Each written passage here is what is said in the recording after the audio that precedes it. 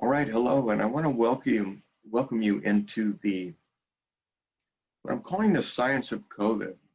We're all experiencing something that has never occurred in the history, at least in our lifetime, or really that's been recorded. There have certainly been other pandemics, and there's certainly been major changes in governments and populations, but what we're seeing in our lifetime is unique and interesting, and I want to look at it very objectively. There's something to be learned here. This is one of the most important subjects we can talk about because number one, it can affect your life. It can affect your health. It can make the difference between your death and your living and that of your families, knowing the truth about what's happening. And there's a lot to share. And I'm going to give you the facts. This is the science. This isn't the left side or the right side. This is getting into the science of what's really happening objectively. And I'm being guided to share this. And if you're here to listen to it, you've been guided to hear it because there's a growing number of people all around the world that are kind of awakening and realizing that there's something to be realized. And it starts out maybe at a very physical level, our health, our well-being, that of our family, our society. And then it moves into the political realm and the social changes that are happening in the world right now. So it kind of takes a whole nother dimension. And we're even going to go farther because ultimately it's a spiritual shift that's happening. And I want to tie that in and make sure that all our eyes are open to see what's really happening, because most people don't. Most people have been hypnotized and we've not been told the truth. And so this is a revealing, this is an awakening. So let me go over to screen share and jump right into my PowerPoint presentation that I've developed for you guys. Let's see, here we go, slideshow. From the beginning. So hopefully you can all see this, the science of COVID, a scientific analysis of the pandemic. What are we talking about? And by the way, I think most of you know, but I spent a great deal of my life studying banking and finance and being an analyst and looking at statistics and numbers and charts. And so I kind of took what's happening from the vaccination and medical perspective and looked at it from an investment banking perspective and looked at try to find the truth in the studies, for instance, and look at the numbers and make sense of them. And that's where I think we're going to learn the most. And then another part of my life just happened to be natural health. And that's what got me particularly interested in vaccinations in general. And so I've done a number of talks and I've written a book. And if you want to learn more about that, you can go to enlightenmenttv.com. And I have a whole section on the New World Order and a whole section on the Natural Health Handbook and all the resources that we're going to talk about today. You can go there to get the links or watch the videos and kind of prove it to yourself. So everything I want to share with you today is something I hope you see it comes from a legitimate source, and two, you can go and check it for yourself. So you don't just have to believe me. So these are just some of the brands. We have Enlightenment Television, and that's where I've recorded a lot of these talks, and we'll all put this one eventually. I have Enlightenment Radio you can go to. It's listened to all over the world. We'll talk more about that later. And it's ultimately for global enlightenment. So everything that we're sharing is because there's an awakening occurring in the collective consciousness of humanity. And what's happened is a lot of times we don't wake up until something shakes us. Isn't it interesting how, like, when someone having to confront death or a disease or the loss of a loved one, a divorce, a physical problem, lose their job, something shakes you up, and that's when you ask God for help, or that's where you start questioning more or looking a little bit deeper. Well, COVID is that for us as a world. We're beginning to really question not just our health, we're questioning who's trying to tell us about health. We're beginning to question what's really going on because we sense it. So as you breathe in, you sense it to some degree, you wouldn't be here listening to me. And I'm really reinforcing, and what we're doing is we're we're putting more of the pieces of the puzzle together because something tells us something's not right. And so we want to listen to that. I invite you to breathe in. So this is supposedly what a COVID virus looks like. I have a different opinion about viruses. You know, most of our DNA is a viral DNA, and they're simply the building blocks or waste products of other cells. But the Medical Association has made it out to be an evil, and this particular one has something called an S protein we hear about and we'll talk about later.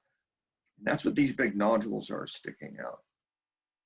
So they're distinctive from other viruses and even other coronaviruses in the type of proteins, in this case the S protein, which is a receptor site. So what is COVID? And we're getting this nowadays. Everybody's using the Center for Disease Control as kind of the where to go for legitimate information. So let's start with that. And by the way, I don't want to come into this with a supposition that it's one way or the other. I want to look at all the opinions. Science is looking at all perspectives. So I obviously want to look at what the CDC actually says, as well as those that question what they say. Why don't we look at all those things? It's about our health after all. So the CDC describes coronavirus as a viral vector vaccine. Now they're talking about the vaccine for coronavirus. It contains a gene. And that's important you understand. And this is the first time this is being done in history. That they're taking a gene that encodes for a spike protein. So they're taking something that's on a COVID type vaccine, and they're giving us the code so our cell can make it. Understand? So this viral vector vaccine contains the gene that encodes for the spike protein on the surface of the SARS-CoV-2 virus. So they're using another patented virus that we knew as SARS. It came out some years ago, and there was something of a panic when that came out too. It was very overplayed. It goes on, they go on to say, once delivered to our cells, the gene is transcribed. So that's a process that takes place in the cell we're going to go over later, prompting our cells to make spike proteins. So simply put, it's a program for our cells to make the spike protein like a COVID virus. The presence of this protein triggers the body's immune system to produce antibodies to fight the spike protein, which then prepares the body to fight against another SARS-CoV-2 should it enter the body. Although there's a debate that any other type of SARS-CoV-2 virus that would enter our body would be a different strain, so our immunization wouldn't necessarily work for that new strain, but they're not talking about that right now. Now, when we go to Madeira, one of the leaders, that's Fauci's company, he was the first CEO and he's one of the major stockholders. So it's interesting that the man who's probably going to profit most on making and selling this vaccine, next to maybe Bill Gates, has an ownership. There's already a conflict of interest between Gates and Dr. Fauci, and they're the ones leading this big campaign for everybody in the world to get the vaccine. That right there should raise questions.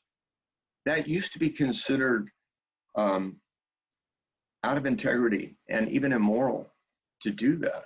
And now it's just accepted. But what Madeira says, our operating system, that's how they're referring. Isn't this interesting that the company that Gates is backing, Gates being the leader in the pharmaceutical industry now, is with Madeira and of course with Pfizer. He's also spoken highly about him.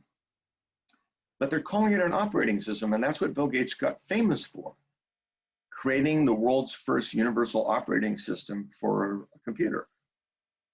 And we're going to get back to that story later too. That's a good one.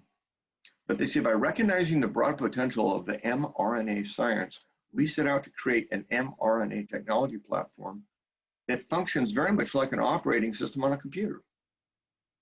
It is designed so that it can plug and play interchangeably with different programs.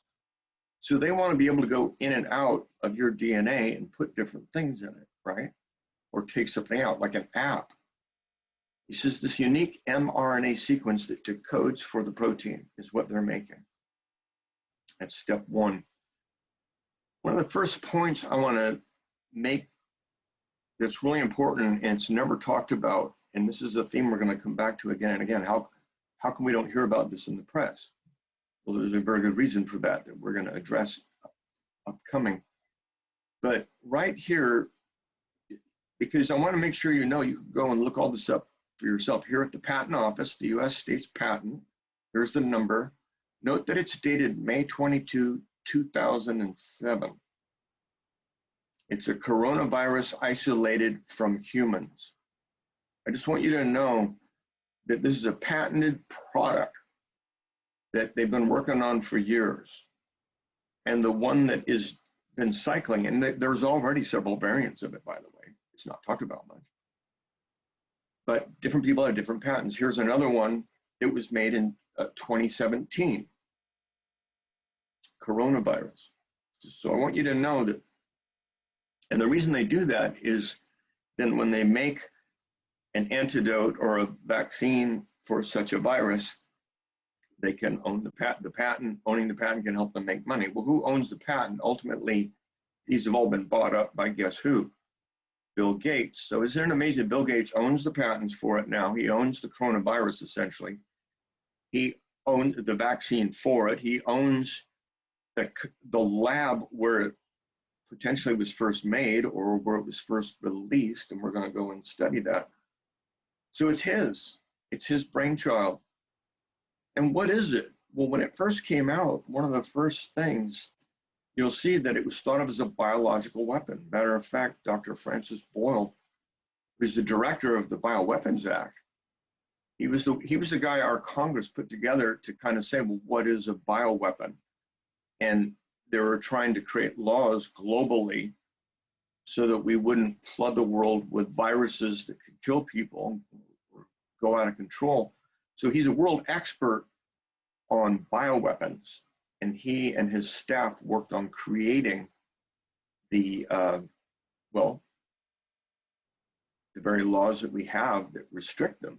And he says it's a bioweapon. So do top military leaders, not just our own military leaders, the Russian military leaders, Israeli military leaders, leaders all over the world said this is a man-made bioweapon. Here's Mi Ling from the lab in Wuhan, quoting her, coronavirus is a biological weapon. Hello. She's now in exile because she'd be killed. These things get recorded in the press, but then they get wiped out. They're never put on the mainstream media, but they're there if you look. Former top State Department investigator says COVID-19 outbreak may be the result of a bioweapons research accident. And he's talking about the Wuhan Institute of Virology, Wuhan, China, that both George Soros had funded and Gates is a part of. And Fauci and Obama both went there during that administration. They gave, I think, several $1 million. I'll come to that later in our talk. And that's not a conspiracy theory. This is part of the news. It's just not being shown on ABC, NBC, BBC. And if it gets put up on Facebook or Twitter or YouTube or LinkedIn, they just take it off. So they're censoring the news and banning the information, just like the Nazis did. So who's the CDC? If everyone says, well, that's kind of the go-to for information on the virus, we all kind of assume, I think, that it's an independent organization doing study to protect us, to make sure that we aren't harmed by, say, a virus. And that's not what it is at all. The PR spins it that way. And so Robert F. Kennedy Jr., who's a lawyer who is familiar with vaccinations and the potential damage that they do in general, has jumped on this and looked at the science, and they got a whole team of people. It's not just his opinion. He's not the doctor, but he's got a whole staff of top medical doctors in this field that look at this stuff. But he'll tell you that the CDC is not an independent agency. It's a vaccine company.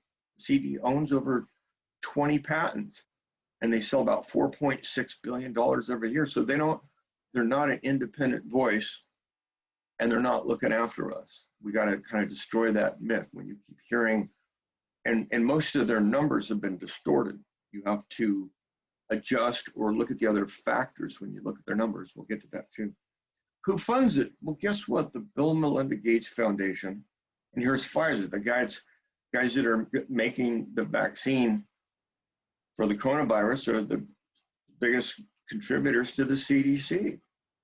So if it's not obvious to you, the people that put the money into an organization have a big say on how that organization is run and how they present themselves to the world. So let's look at Bill Gates. Some of you may know this already, others may not, but you know, he became one of the world's richest men by creating the Microsoft Corporation, which was a spinoff of IBM. His mother was one of the major shareholders of IBM, if you didn't know. And they spun off this part because they wanted it. And most of the people that actually created the software, it wasn't Bill Gates himself, but they were people originally from IBM. They either hired or transferred them over to his company. One way or the other, it grew to billions, as you know, and he became one of the richest men. So they said, well, I'm going to put it towards a good use. It sounds very noble. And maybe at one time it was. But he ends up putting his money, 4.3 billion has gone, and these are ongoing payments to the World Health Organization. So he and the United States itself are the biggest contributors to the World Health Organization, so no one has a bigger say in what the World Health Organization says than Bill Gates. And then he's put 3 billion in Gavi, which is the organization that's trying to connect with all the departments of health in all the countries in the world to get everybody on the same page about needing the vaccination. They're leading the vaccination campaign. So he's putting billions of dollars to make sure everybody buys his vaccines because he's investing in all the vaccination companies. And he'll own it. He's put 870 million into the Johns Hopkins, and they're the ones that have done these data studies. A lot of times when you look at how many projected deaths and stuff like that, well, I'm a statistician. I'm looking at their numbers. I tell them they're bogus. They're using models that aren't accurate, and they're trying to make it a bigger, scarier thing than it was or is.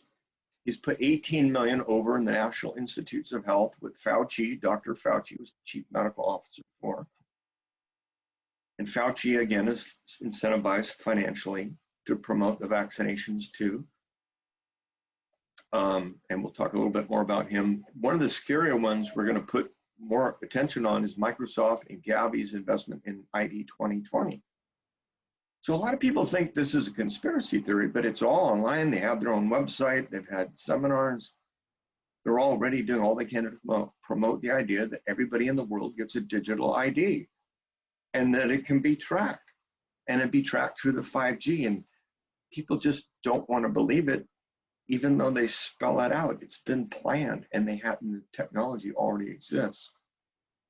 One of the most interesting things that happened is just before COVID first rolled out in 2020, remember, during the winter, they had just finished doing a simulation, Event 201, sponsored by Johns Hopkins, which again is sponsored by Gates, the World Economic Forum, which is the cartel or the shadow government or the world government, if you didn't know, and supported by the World Bank, and then the Bill and Melinda Gates Foundation. So let's look at that. Who are these guys? Look at this. Can you believe it? They had an event. This was a coronavirus pandemic. Now, when they had this event, the public had never heard about coronavirus. Nobody had ever heard there was a panic. Now, Gates had already said, hey, we got to watch out, a big pandemic is coming, but he didn't use the word coronavirus. So in October in New York City in 2019, just months before the Wuhan deaths started popping up, because that was, originally we thought it was in January and for February. Turns out it might have been early as December. But look, October, they were just finishing up, and it was all sponsored by, again, the World Bank, the Bank of International Settlements, the International Monetary Fund, the Federal Reserve, the banking cartel, which is the New World Order, or the people. And so here's a full of it. You can actually go on the internet, look it up. And so they got business leaders in government, public health, the CIA was there too, and they all coordinated, how are we going to work together to make sure people social distance, wear masks, stay quarantined, do what we tell them. That was all planned. This is the new normal. That was all planned. Excuse me. So take a deep breath, check this out. So what's going on? Who's really controlling the world? It's interesting because the Bill and Melinda Gates Foundation is now one of the biggest supporters of the National Institutes of Health. So where their money goes, their power and control goes. They're also, it goes to the United Nations itself. It goes to the World Health Organization, which is technically a part of the United Nations, if you didn't know. And these were founded by the Rockefellers, and we're going to see that relationship in a moment.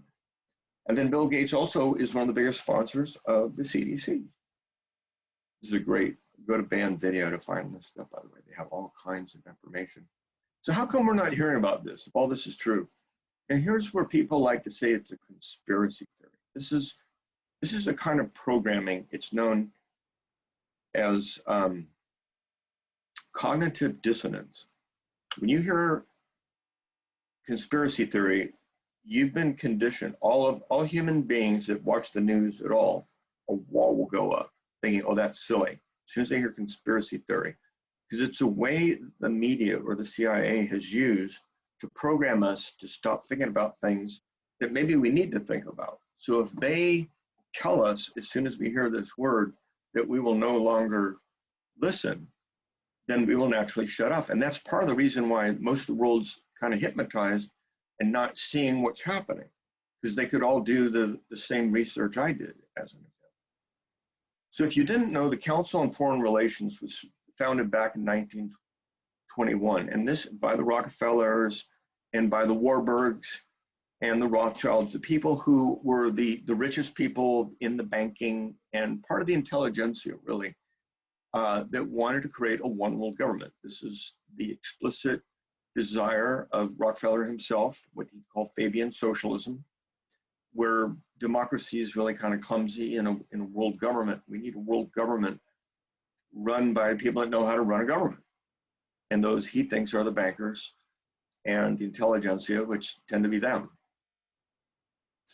And then we look at the Bilderberg meeting. That was founded just after World War II by the royal families of Europe that thought, well, look, we got to stop fighting each other. Because a lot of the wars, World War I and II, the Crimean War, were basically different family feuds. And so they said, well, let's all work together. We'll create one Earth Inc., but we'll rule it.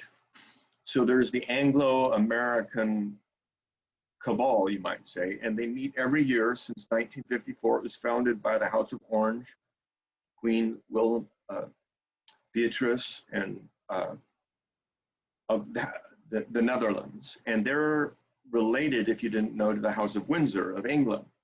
So in the Bilderberg meetings, there's always on the steering committee different barons or dukes or people that they kind of rotate who gets to chair the meetings, but they all show up and are kind of overseeing them.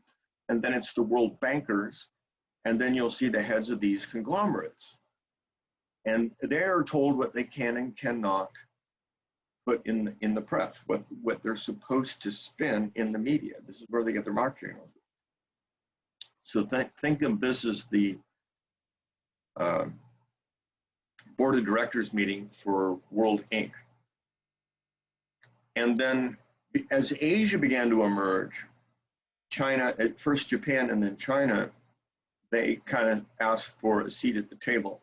So under the Jimmy Carter administration, they created the Trilateral Commission, working with Rockefeller again and the United Nations and the Council on Foreign Relations. See, they're all connected. And so a lot of those people work in a lot of the news media in Asia. This is just showing the connections in the Western media. So there is a very controlled media. We are brainwashed completely, and the information that's given to us is very much selected and spun a certain way. Who's Bill Gates? We're all told that he's like this, genius kid that gave up going to college to found one of the world's biggest companies and take over the whole internet and computer industry.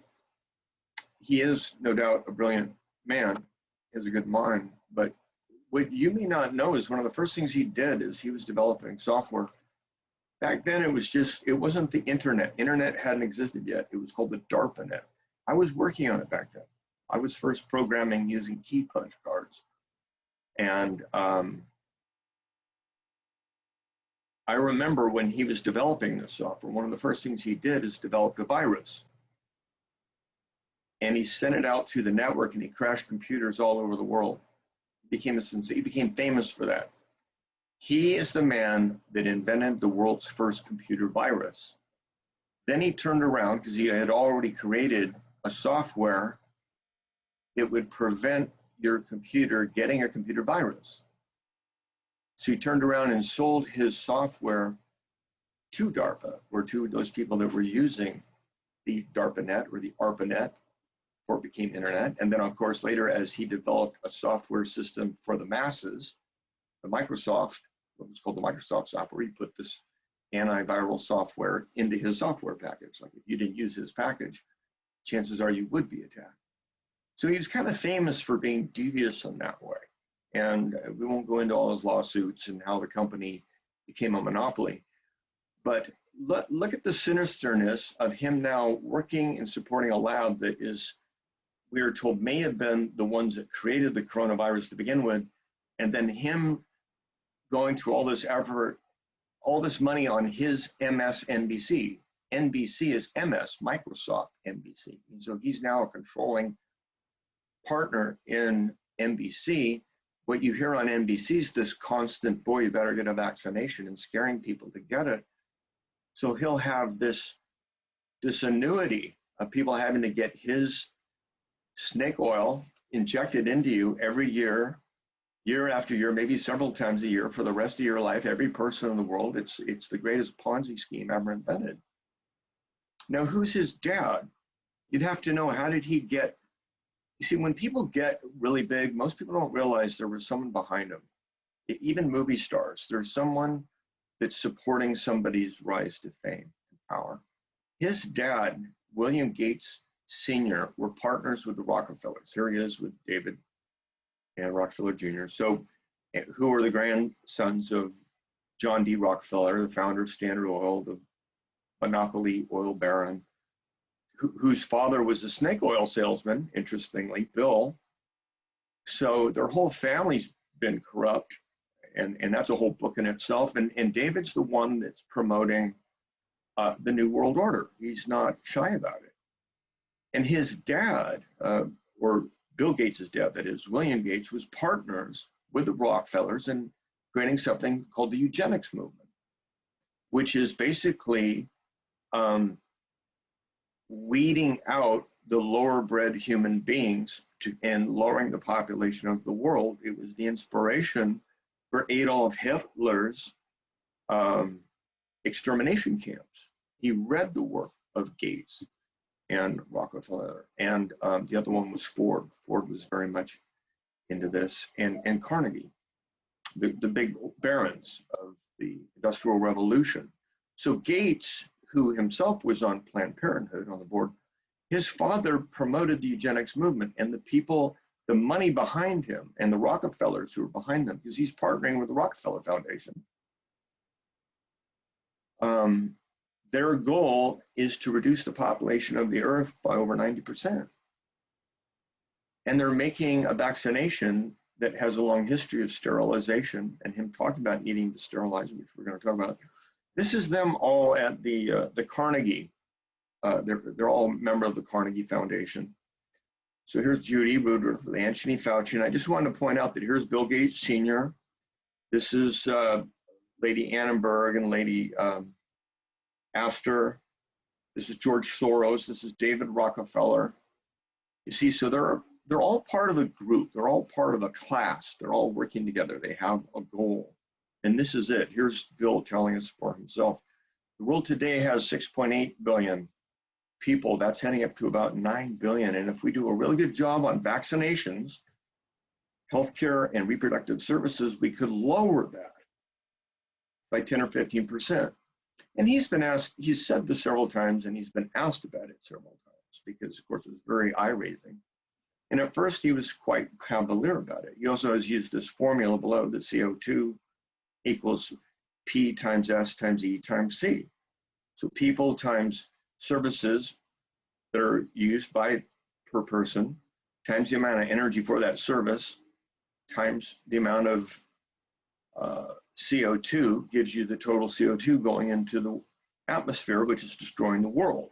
So there's this belief by the United Nations and by these billionaires that we need to radically reduce the population of the earth.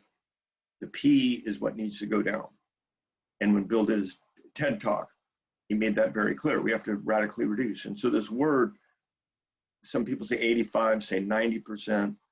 The tombstone in Georgia, which is believed to be Masonic, says it should be 500 million or 500 million people. The United Nations had these documents that talk about this. One's called Agenda 21, and again, people think that that's a conspiracy theory. I have my copy of it right here. And now they have an Agenda 2030. Well, what it says, the present vast overpopulation, now far beyond the world carrying capacity, cannot be answered by a future reduction in the birth rate or through contraception, sterilization, or abortion. So traditional means. It must be met in the present by the reduction of the number of presently existing. This must be done by whatever means necessary. So this is what has got the alert people, and this is what's frankly talked about very openly if you go to the Council on Foreign Relations, which I do and read their stuff, or what comes out of the Bilderberg, which actually went to Italy, to Torino, when they were having a meeting. They wouldn't let me into the meeting, but I saw that it was happening. And they did talk about what was in there, and population was one of the agendas. Now, what's happening with this pandemic, I'll call it the plandemic, is actually part of something much, much bigger. It was over 10 years old. This document, again, from the Rockefeller Foundation. So just remember, royalty, Rothschilds, and Rockefeller. Those R's are the ones that are kind of in this ruling class trying to control the world. And they have this document. It goes back, I think it was 2011. Okay, and you can get the PDF. You can download it yourself. It's called Scenarios for the Future of Technology and International Development. And what it is, the whole document, just I've read it, and you can too. I have the PDF if you want to see it. It's their vision of how we're going to create a world that is better run, but with technology as the driving force, in a world where there's less people, and that we have a better control over the people and the population. So they wrote, let's look at some things that could happen to bring this control about.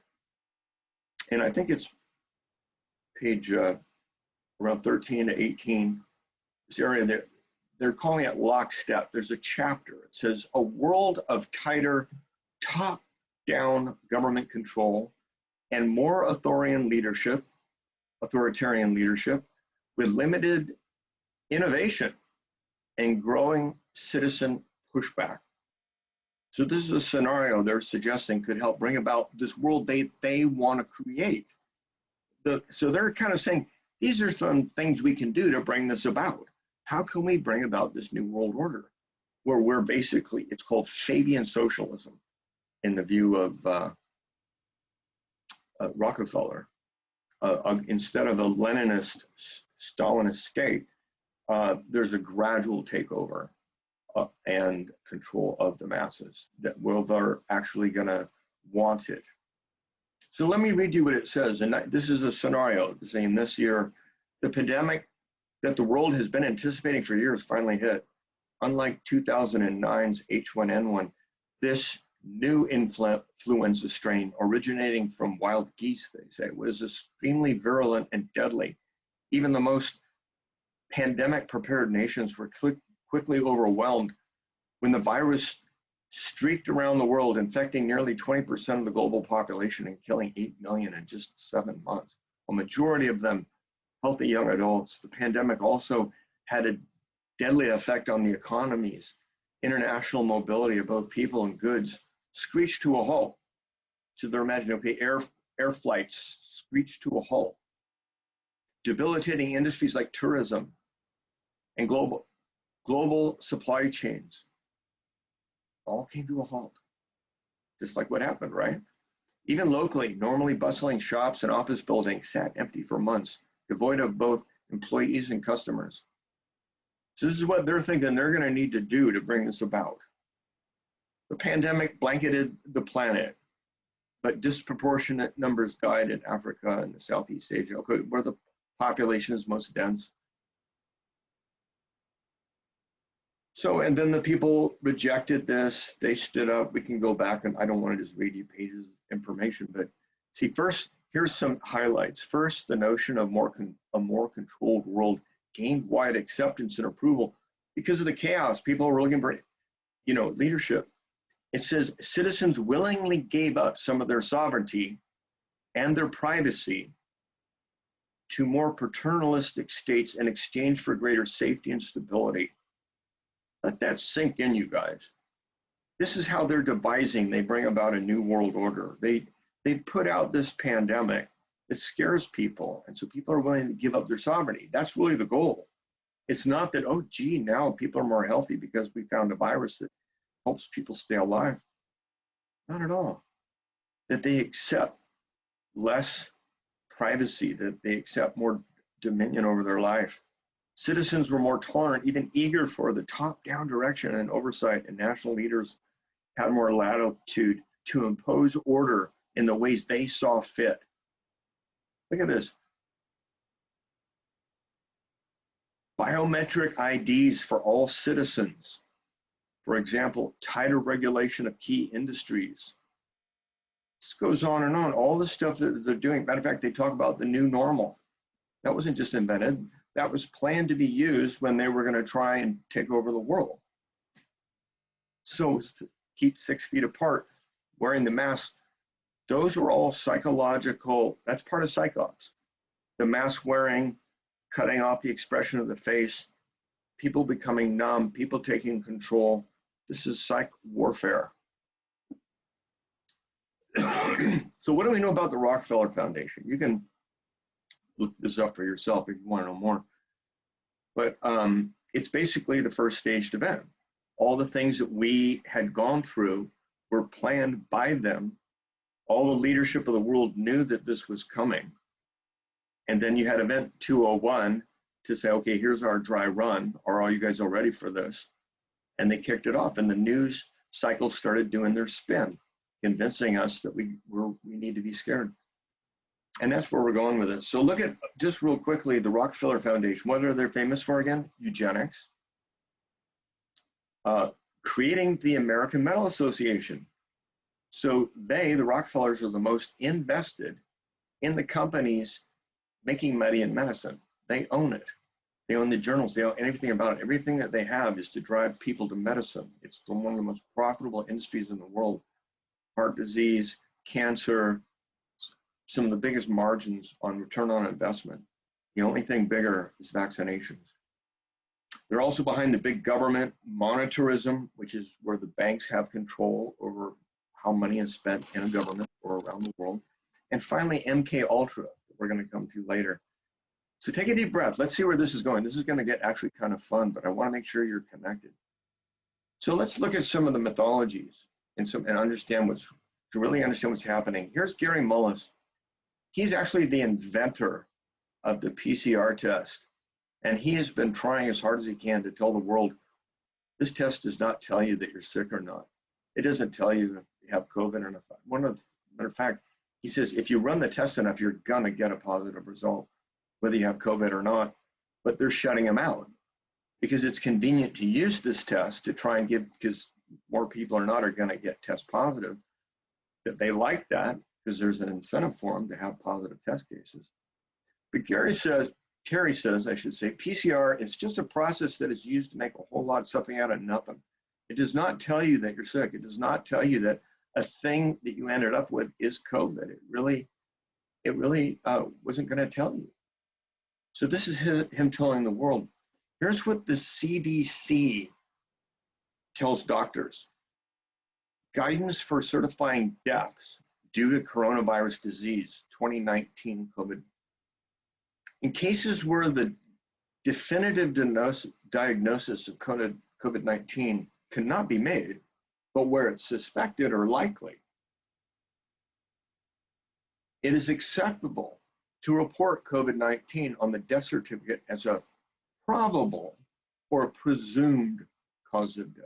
In these instances, certifiers should use their best clinical judgment determining if a COVID-19 infection is likely.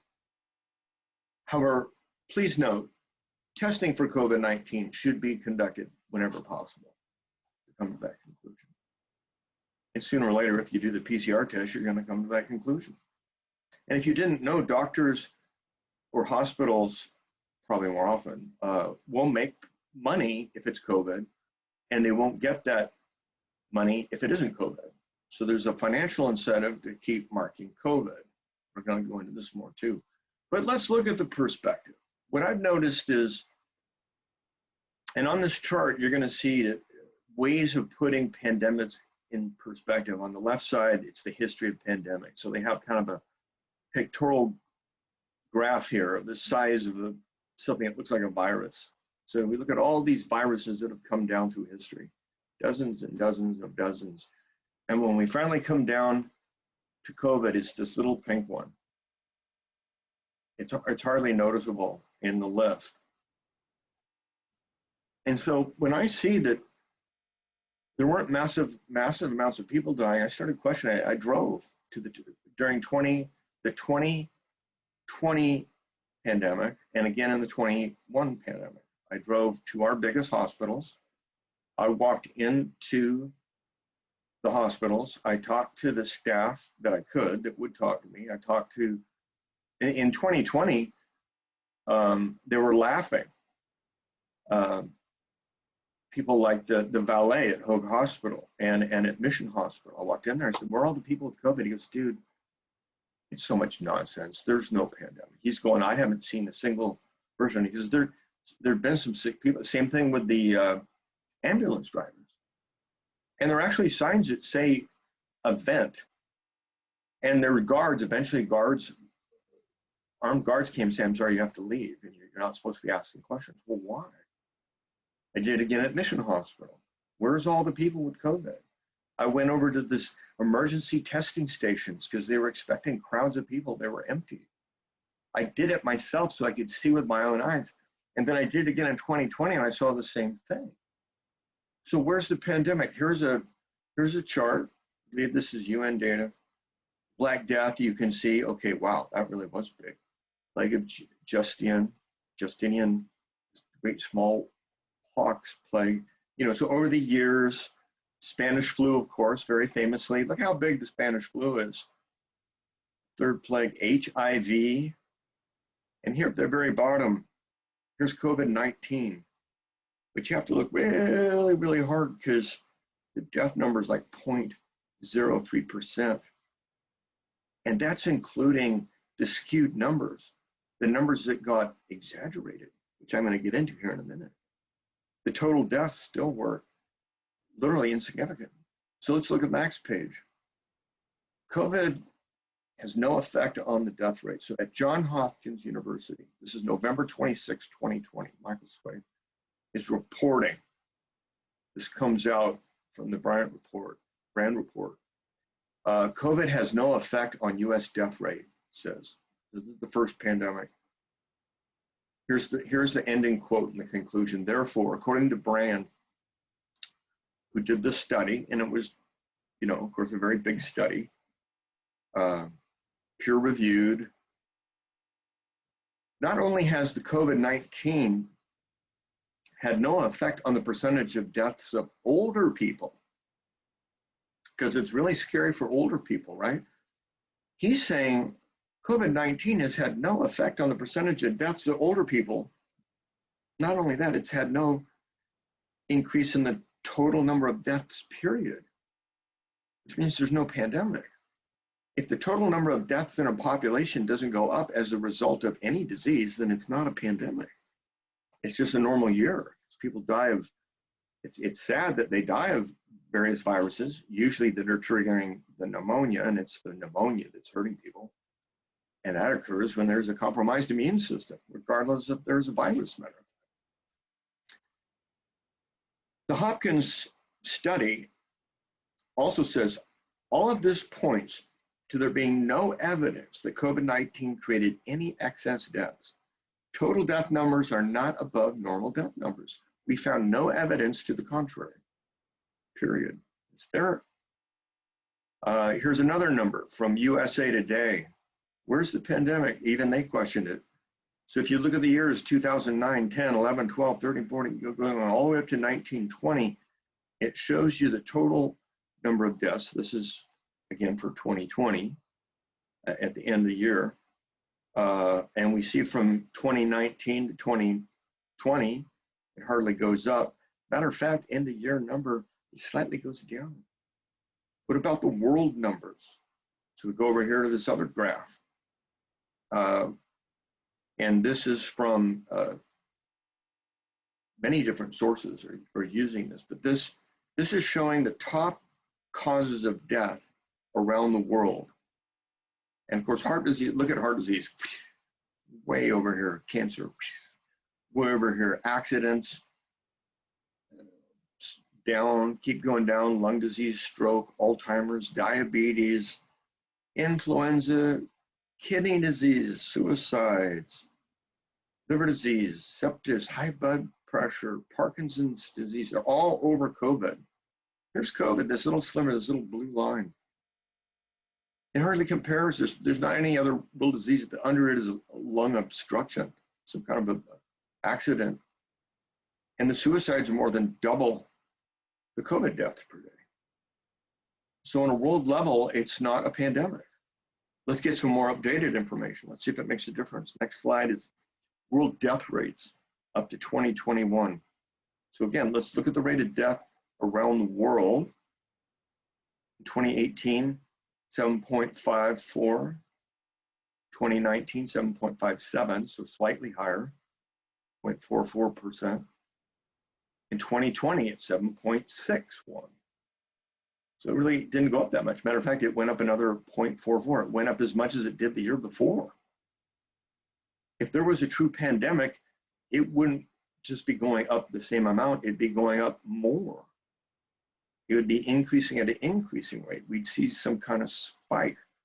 There's always some kind of population increase. We're seeing the death rate, the rate of death will increase as well because there's more people getting older. So you expect it to go up a little bit year by year, but it's not going up any more than it's been going up.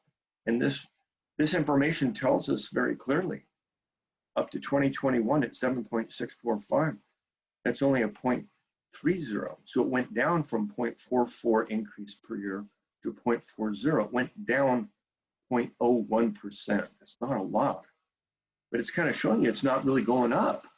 In fact, it isn't going up. They're lying to us. Here's the numbers from the CDC. Everyone says, well, you've got to use the CDC. You can't trust other numbers. Well, here they are. 2016, 2017, 2018, 2019, 2020. Look at the graph, the bar graph. Again, it shows a slight dip, not a pop up. We go into the historical trends. Here's another slide. Here's yet another source confirming. Now, remember when we were looking at international death rates, I'll go back, they were at 7.5 around and heading up to 7.6. Maybe 7.7 was coming up, right? Now we look at the United States, it's 8.5 going up to 8.9, almost 9. It's a lot higher. So So look at these numbers. I know you don't necessarily all know statistics, but you can see that 8.5 going to 8.6, going to 8.7, going to 8.8, going to 8.9 in 2021 shows a very natural and slow growth rate. Over here is the actual percentage growth rate. And again, the numbers have actually slowed down over the last 2 years. This is in the US. Let's pop over to this next chart. Again, here's the CDC. Deaths worldwide: tuberculosis, hepatitis, pneumonia, AIDS, malaria, shingles, rotavirus, seasonal flu, whooping cough, your thyroid, your cholera, your meningitis. All these things are above coronavirus so far. Measles, rabies, yellow fever. Oh, here's coronavirus. So coronavirus is more dangerous than leishmaniasis, ethnocoloccosis, and dengue fever, sleeping sickness, and Ebola. Come on, you guys. So where's the science in this? If 6 feet works, why wear the mask? And if the mask works, why 6 feet? And if both work, why are we locking down? And if all of them are working, then why are we needing a vaccine? And if the vaccine is so safe, why is there total liability? And if you didn't know, it's important you do that Sweden, Denmark, Nicaragua, numerous African countries, and Pacific Island nations, I should say, have done nothing for COVID. There was no quarantining, except maybe sometimes in limited cases, no particular mask wearing. Again, usually unless it's staged for the sake of the news. And I'm in touch with people. I've been in touch with friends of mine in Sweden, and they're telling me, no, we're not doing anything. If you're sick, you stay home. And if you look at the numbers did not spike. The news said they were, but it turns out they exaggerated. Same thing in Denmark. The people are fine. They weren't quarantined. Nicaragua didn't do a damn thing. They knew that it was a lie from the beginning with. They don't trust who. Many African nations, I was in touch with my friends in Tanzania, and they're telling me, no, we're not wearing masks as a whole. And India too, by the way. We're hearing all these people are dying in India, and yet I've had dozens of my friends in India saying, I'm not seeing what's going on in the news. And besides, they die in mass. Not that it's any good. There's cases of people dying of other diseases. But what we're seeing in the news is something different again. I've not worn a mask except for going to Trader Joe's for 20 minutes. None of my friends at the beach are. There are 16 states that weren't mandating masks, and they're fine. So I believe this whole thing is a hoax, and masks have nothing to do with our health, that it's a part of trying to control us. No lockdowns, here we are. Governor of Florida and the governor of Texas, they're not imposing these mandates, and they're saying they're fine. And they appear to be. We don't see big spikes in their states. Is it a pandemic? Well, what do the doctors say? World Doctors Alliance has spoken out. They got thousands of doctors all over the world, and they said there's no reason for this panic. Doctors for Information, I should say, they say the corona panic is a complete play. It's a scam. It's a swindle. It's high time we understood that we're in the midst of a global crime. Another report, news report, shows that over 30,000 health professionals have signed a declaration against the COVID-19 lockdowns. Say it's a hoax. These are doctors all over the world. Different groups have popped up, but you're not hearing it on the news. The pandemic is over. The former Pfizer chief scientist says the second wave is fake. These are fake COVID tests. And here's a doctor, or I should say an attorney, that's representing a whole group of doctors that are actually suing the CDC for this fraud. Now let's look at what the vaccine's actually doing. So I think we have a case, number one, that it's an experimental vaccine. It could be dangerous. Two, that it's all really a hoax. And a few billionaires are just going to get richer as a result.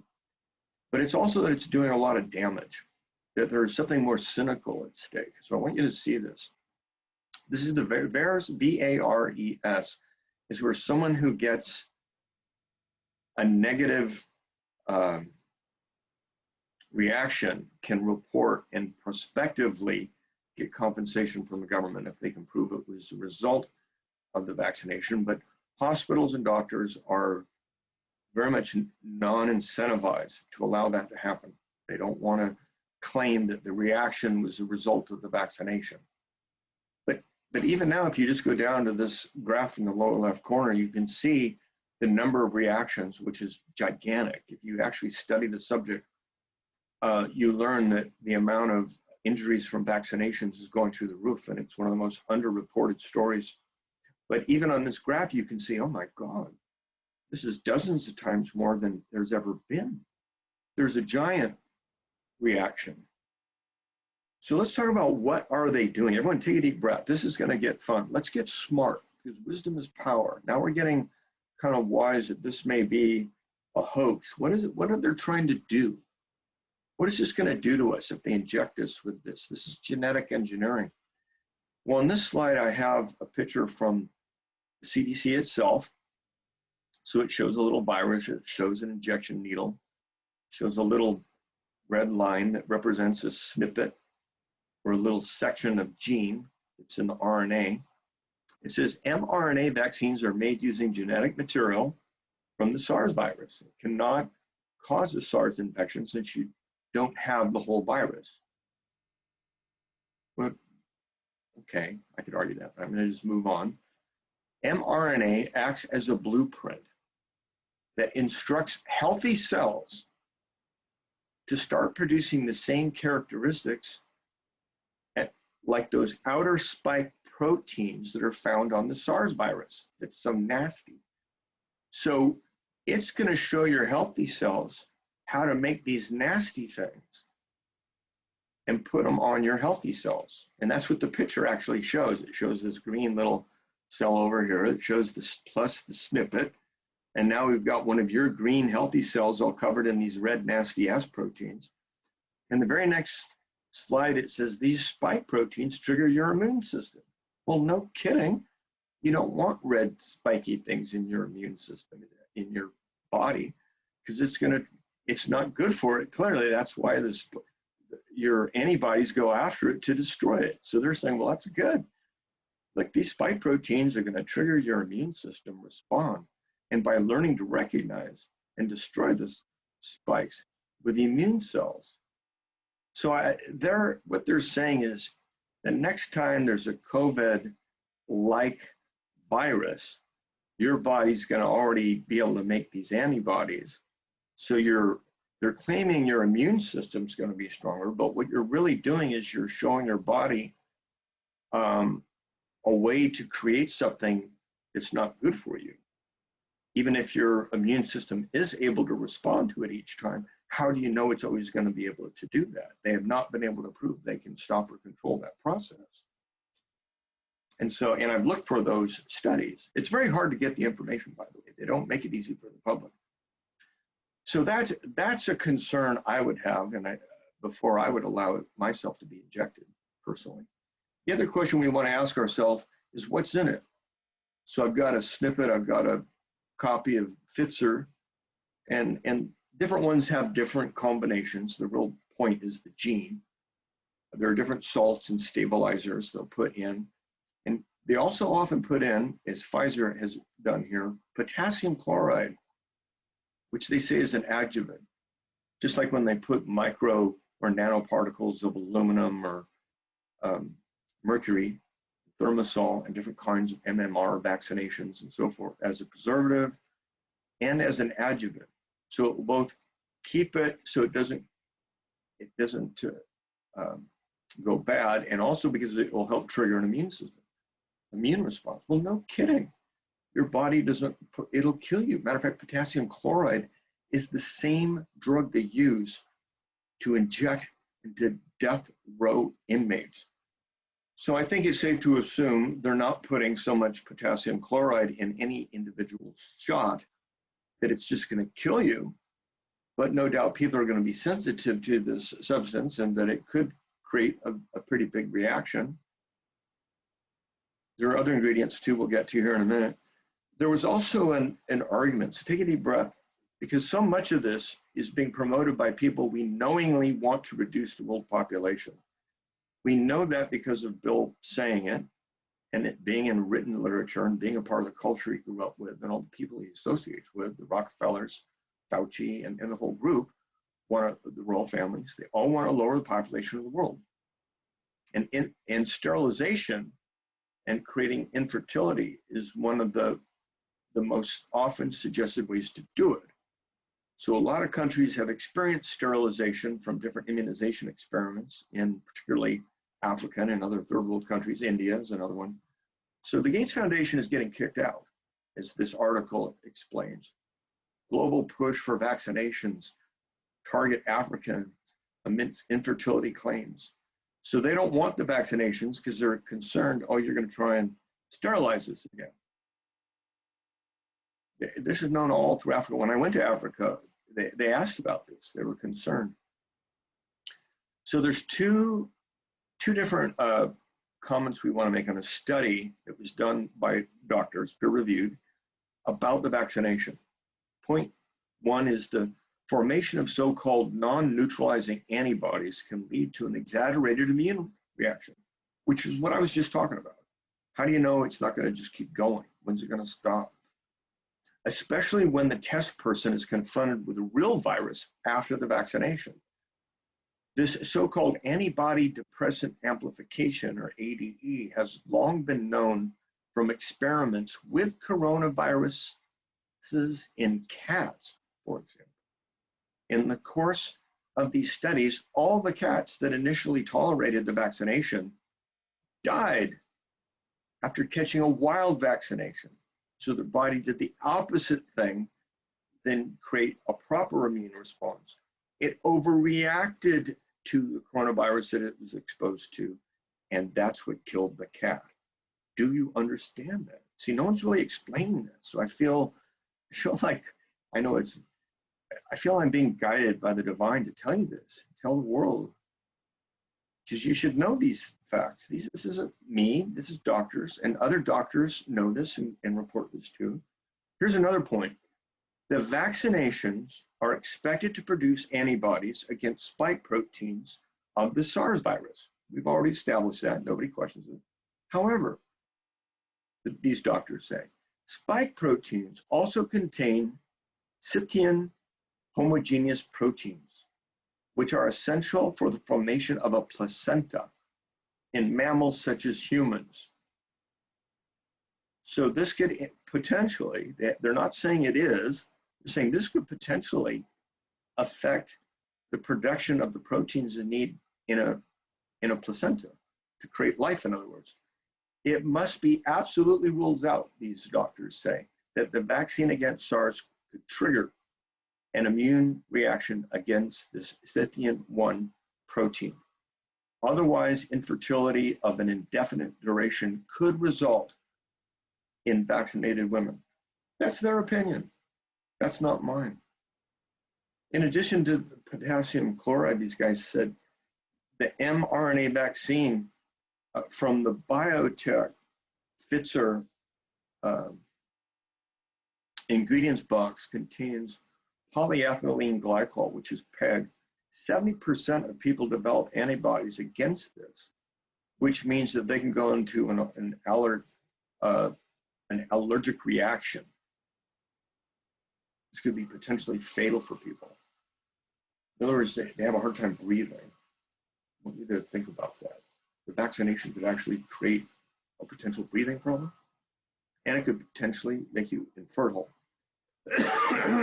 It's not me. That's what the scientists say. That's what the doctors are saying. There are many of them.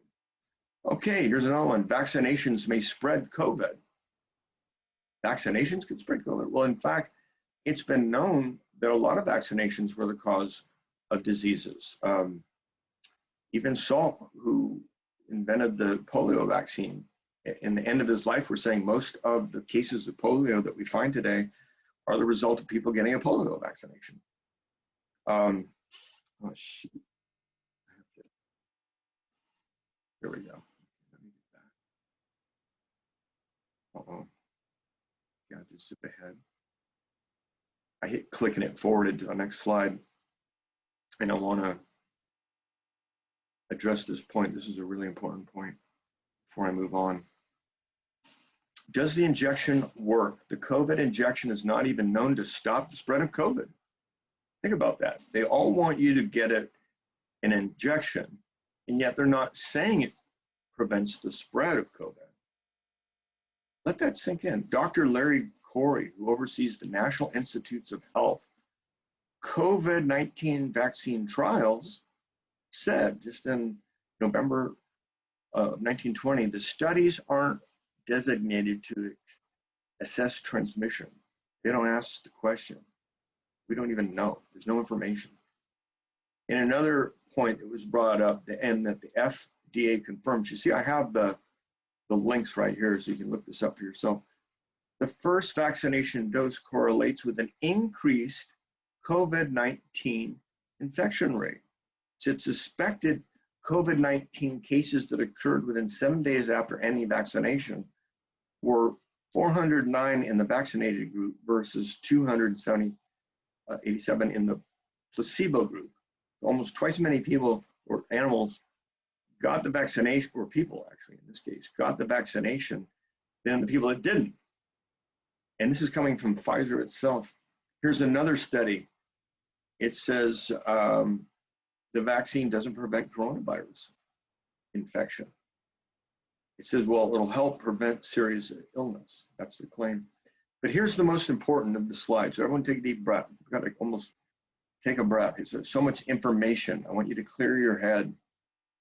And this one point alone, it's shameful that the press hasn't reported this, and that Facebook and YouTube, and Google, and all the other media giants are repressing this information, because I've tried to put it up myself and they just take it down, and now I'm banned. They've destroyed my business. They've taken me down on every platform. But we get this. You can go to primarydoctors.org, primarydoctors.org/COVID. It'll be obvious when you're there. What happened to all the animals in the studies? So we had studies with mice, we had studies with pigs, we had studies with cats, we had studies with monkeys. They did these studies, and they were all kind of rushed through because it was so urgent to get the vaccination out as soon as possible. And as soon as the studies were done, they looked at the animals and they said, okay, it's cool, we can go, boom. But no one told you what happened. This technology has been tried on all the animals. And in all the studies been done, all the animals died. All the animals from all the studies, not the animals in the placebo group that didn't get the vaccination, they're fine. Only the animals that got the vaccination died. Not immediately from the injection, but months later from other immune disorders, sepsis, cardiac failure. So the immune systems were destroyed as a result. So they say, this isn't me, but it seems important that you should know. Quote, no experimental coronavirus vaccine has succeeded in animal studies. And in the ones that they've studied, that it typically causes liver inflammation in the test animals. Here's another study. It says, Dr. Lee Merowit, in animal studies after being injected with mRNA technology, all animals died. It says, in the animal studies after mRNA injections have been administered to cats, when the virus arrived once again, so they exposed the cat to the coronavirus after it had been immunized. And they said it arrived like a Trojan horse, undetected by the cat's own immune system. The virus multiplied unchallenged, and all the animals involved in the experiment died of various causes.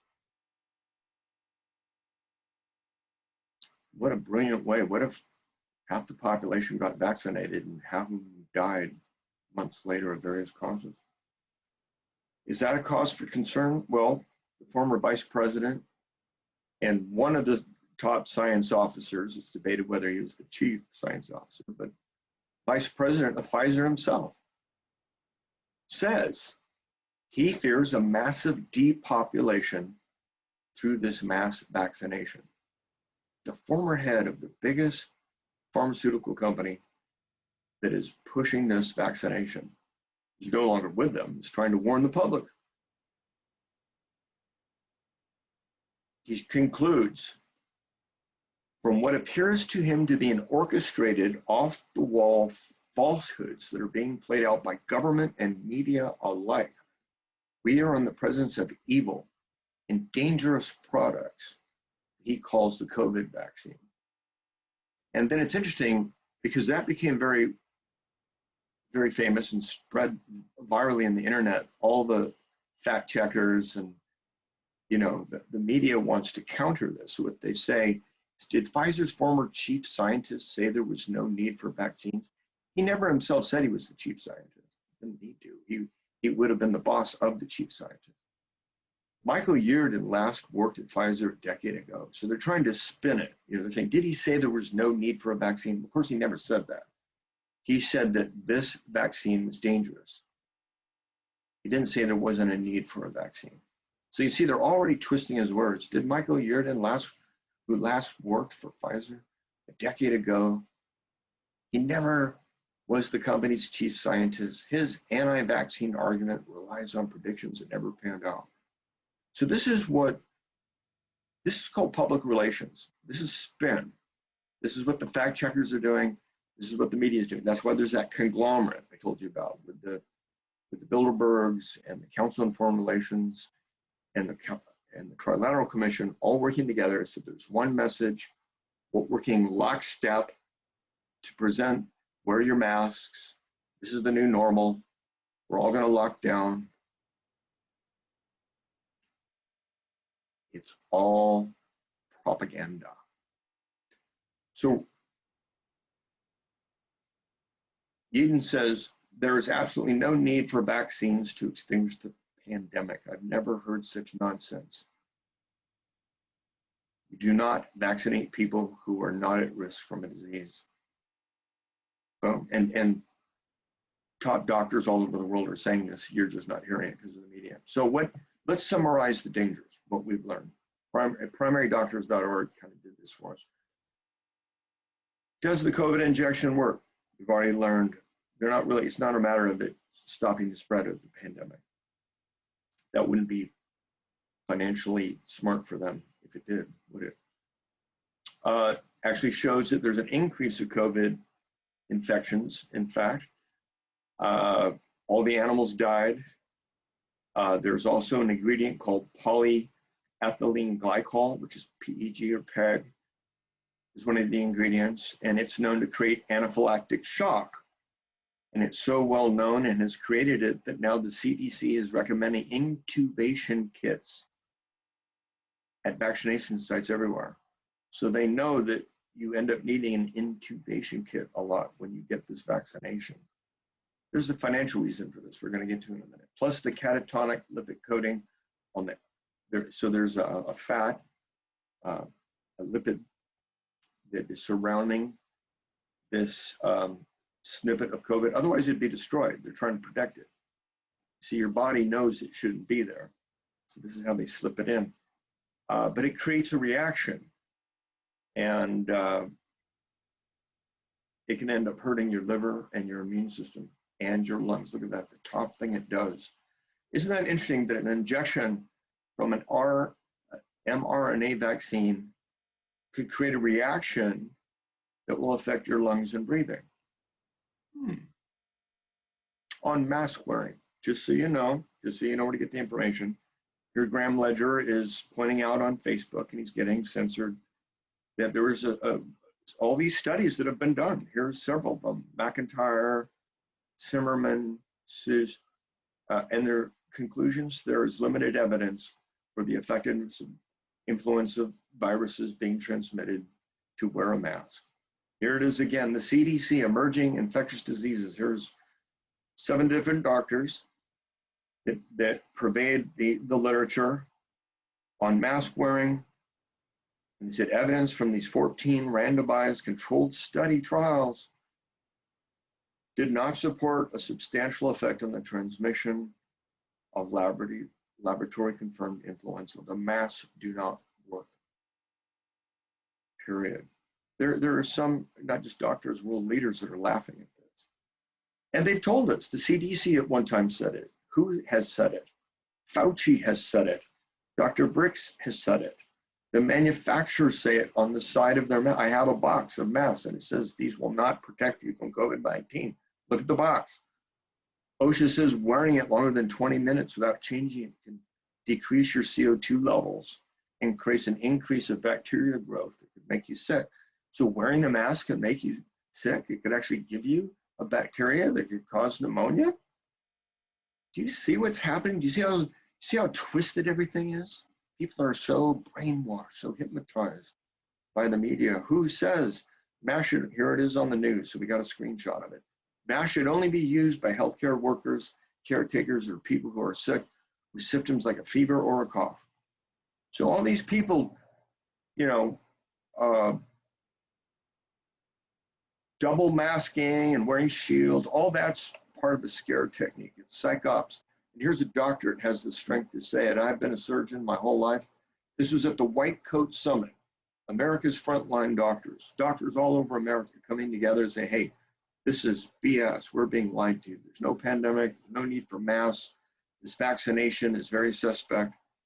He says, I've been a surgeon all my life, and until now, 2020, I've never heard that masks made a difference in viral transmission. This is Dr. Lee Merritt. Masks don't control viruses, they control you. So they see this as a front. Now let's look at numbers again, manipulating the data. But Steve, they're numbers, you know, we kept hearing. So the deep state betrays America. The CDC admits, and this is, which I double checked and it's true, check it for yourself. They add all cases of pneumonia and flu with coronavirus deaths. So all of a sudden, boom, the new second sweep, there's a new sweep of death rolling through America. You heard all the news stations telling us we've got to be careful. Guess what? They just added everything together. And they lied. They know that. You think CNN and BBC don't know? Here we are on Fox News even. In cases where a definitive diagnosis of COVID-19 cannot be made, but it is suspected or likely, go ahead and count it. So what are they doing? Flu cases, here somebody did it for us. Two different reporters. Flu cases, 2019, 2020, there are 38 million people, according to the CDC, by the way. This year, only 1,000 people? We're coming to the end of the flu season? How could that possibly be that flu and influenza, pneumonia, just pretty much disappeared from the face of the earth? Oh, this is the United States. No, they just added all as COVID to make it look scarier than it is. It's a normal year of flu. So keep your immune system strong. Why would they do that? Why are doctors so incentivized? Well, first of all, we saw that they were told, they were instructed. And we're getting hype on it every day in the news. They're all the directives they get, whether it's the pharmaceutical industry, National Institute of Health, the CDC, they're all telling them the same thing. It's COVID. You say it's COVID. So listen to this. From their own document, I would remind him, so they're talking about the numbers. At any time healthcare interests with dollars, it can get awkward. He says, right now, listen to this carefully, Medicare, which is the major person paying for the COVID, because we've drawn from the taxpayer trillions of dollars to give to Medicare so they can give to hospitals, give to doctors. So look what they're doing. Right now, Medicare has determined that if you have a COVID admission to the hospital, you'll get $13,000. You get incentivized if you had COVID. If you just get the flu, if you've just got pneumonia, but you've also got a heart condition and all the other comorbidity factors and you die, you don't get 13,000. So they're marking 13,000 down, and doctors and nurses all over the world will tell you this is happening. just put COVID down because otherwise we're going to be out of 13,000. Now look at this. If COVID-19 patient goes on a ventilator, remember how there's reactions to the vaccination that would cause you to need a ventilator? Then you get paid 39,000. That's almost 3 times as much. So he's saying, so tell me after 35 years of medicine that that's not going to influence. Obviously it does.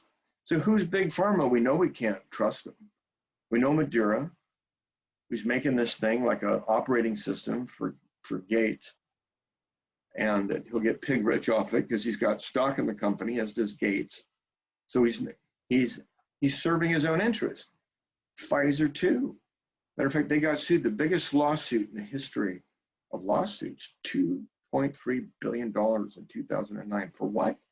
For bribing doctors, for lying, for suppressing adverse trial results. These are people we can't trust, and yet we're told that we should trust them with a virus. It could be a pandemic, or with a gene therapy that's new and experimental and could potentially kill us. And there's evidence to show that our immune system could go awry, but they're suppressing information, and they are. I just showed you.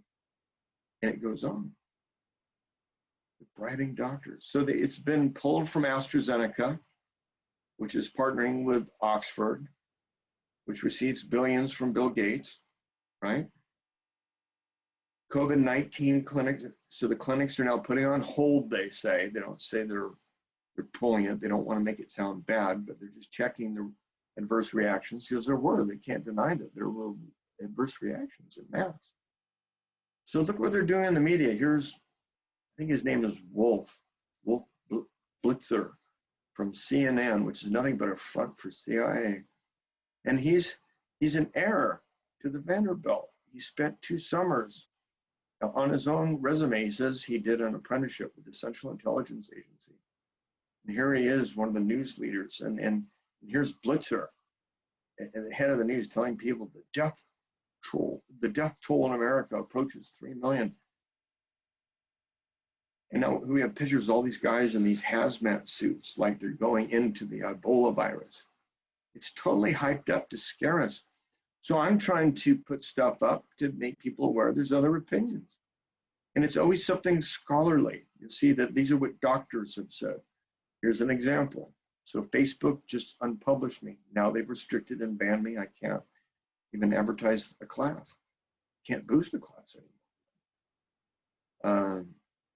So Facebook, YouTube, I don't even know what all these are. All the different ones. Here's an article from Forbes.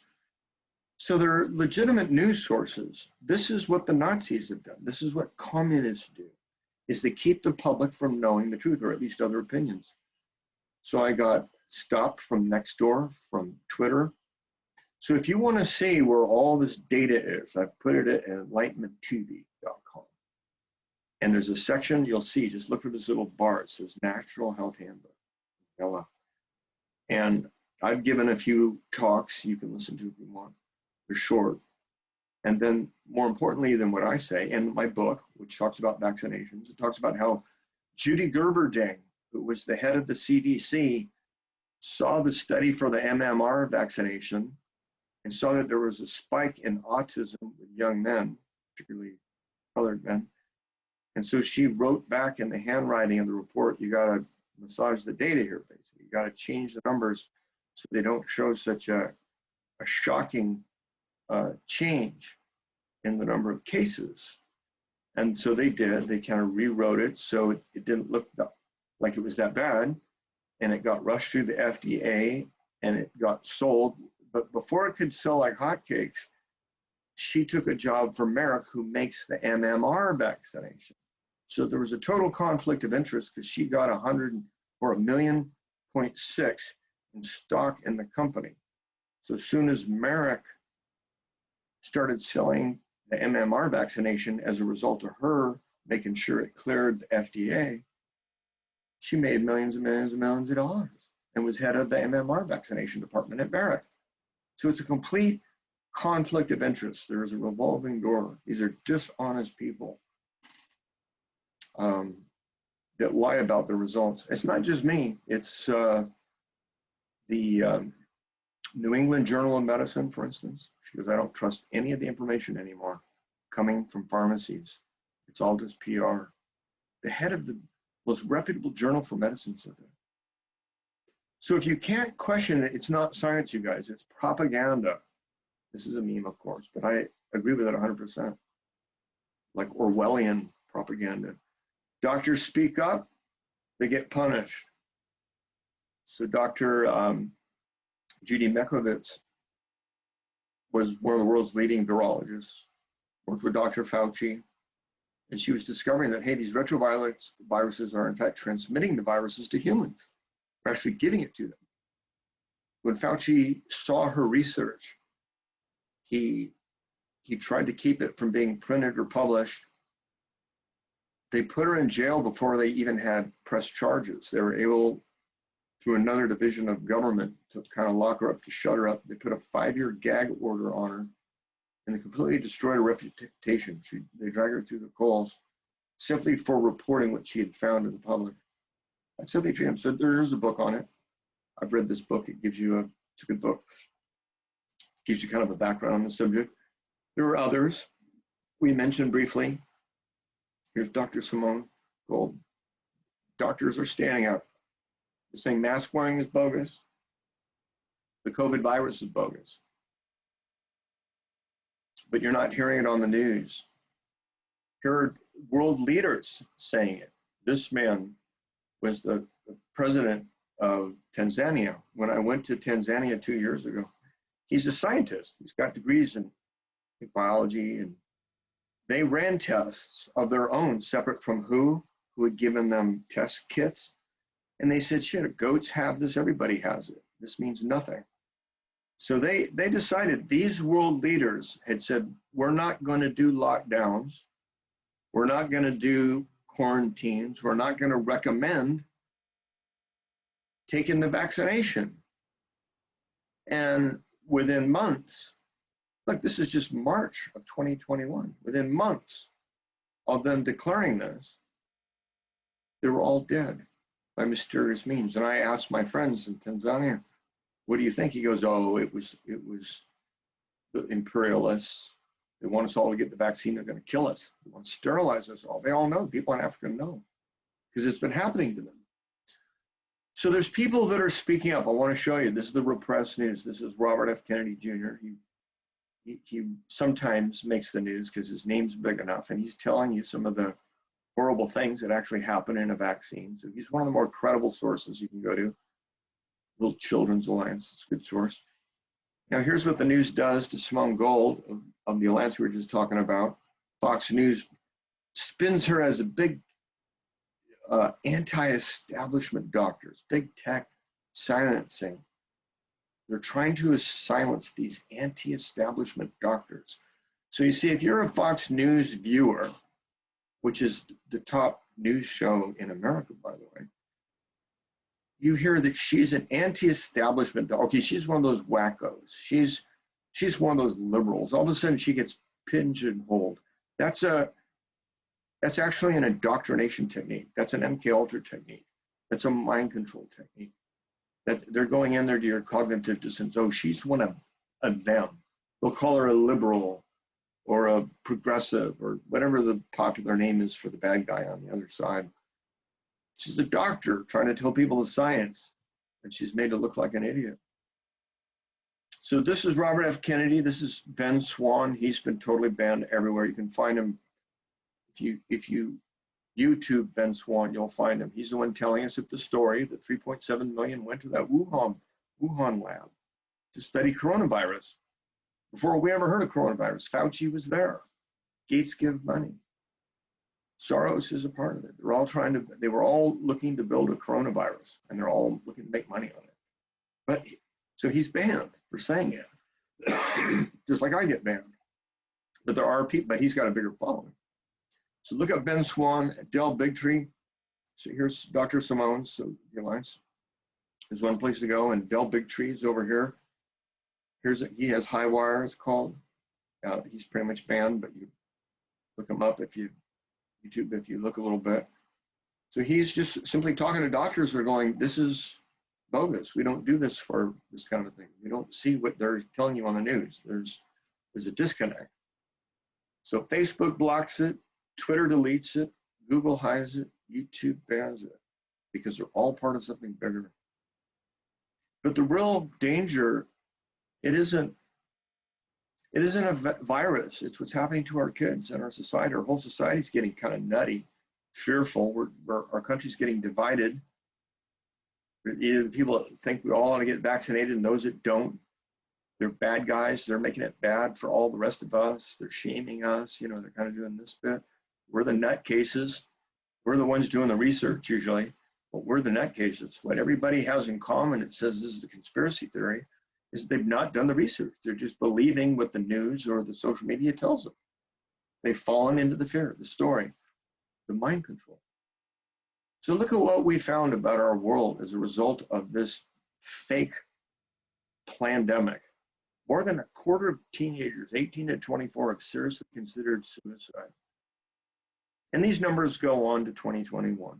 As soon as we started quarantining and their whole structure at school, suicide, drug use, death rates, all have gone up. Here's this poor kid. My teacher says I'm not allowed to speak at lunch break because I don't have a mask. You know, so you're something less than the other kids. You're a troublemaker. You're a problem because maybe you're susceptible too. Psychology Today even is saying here, America is facing a teen suicide. When you look at the numbers, here's from a video on no lockdowns.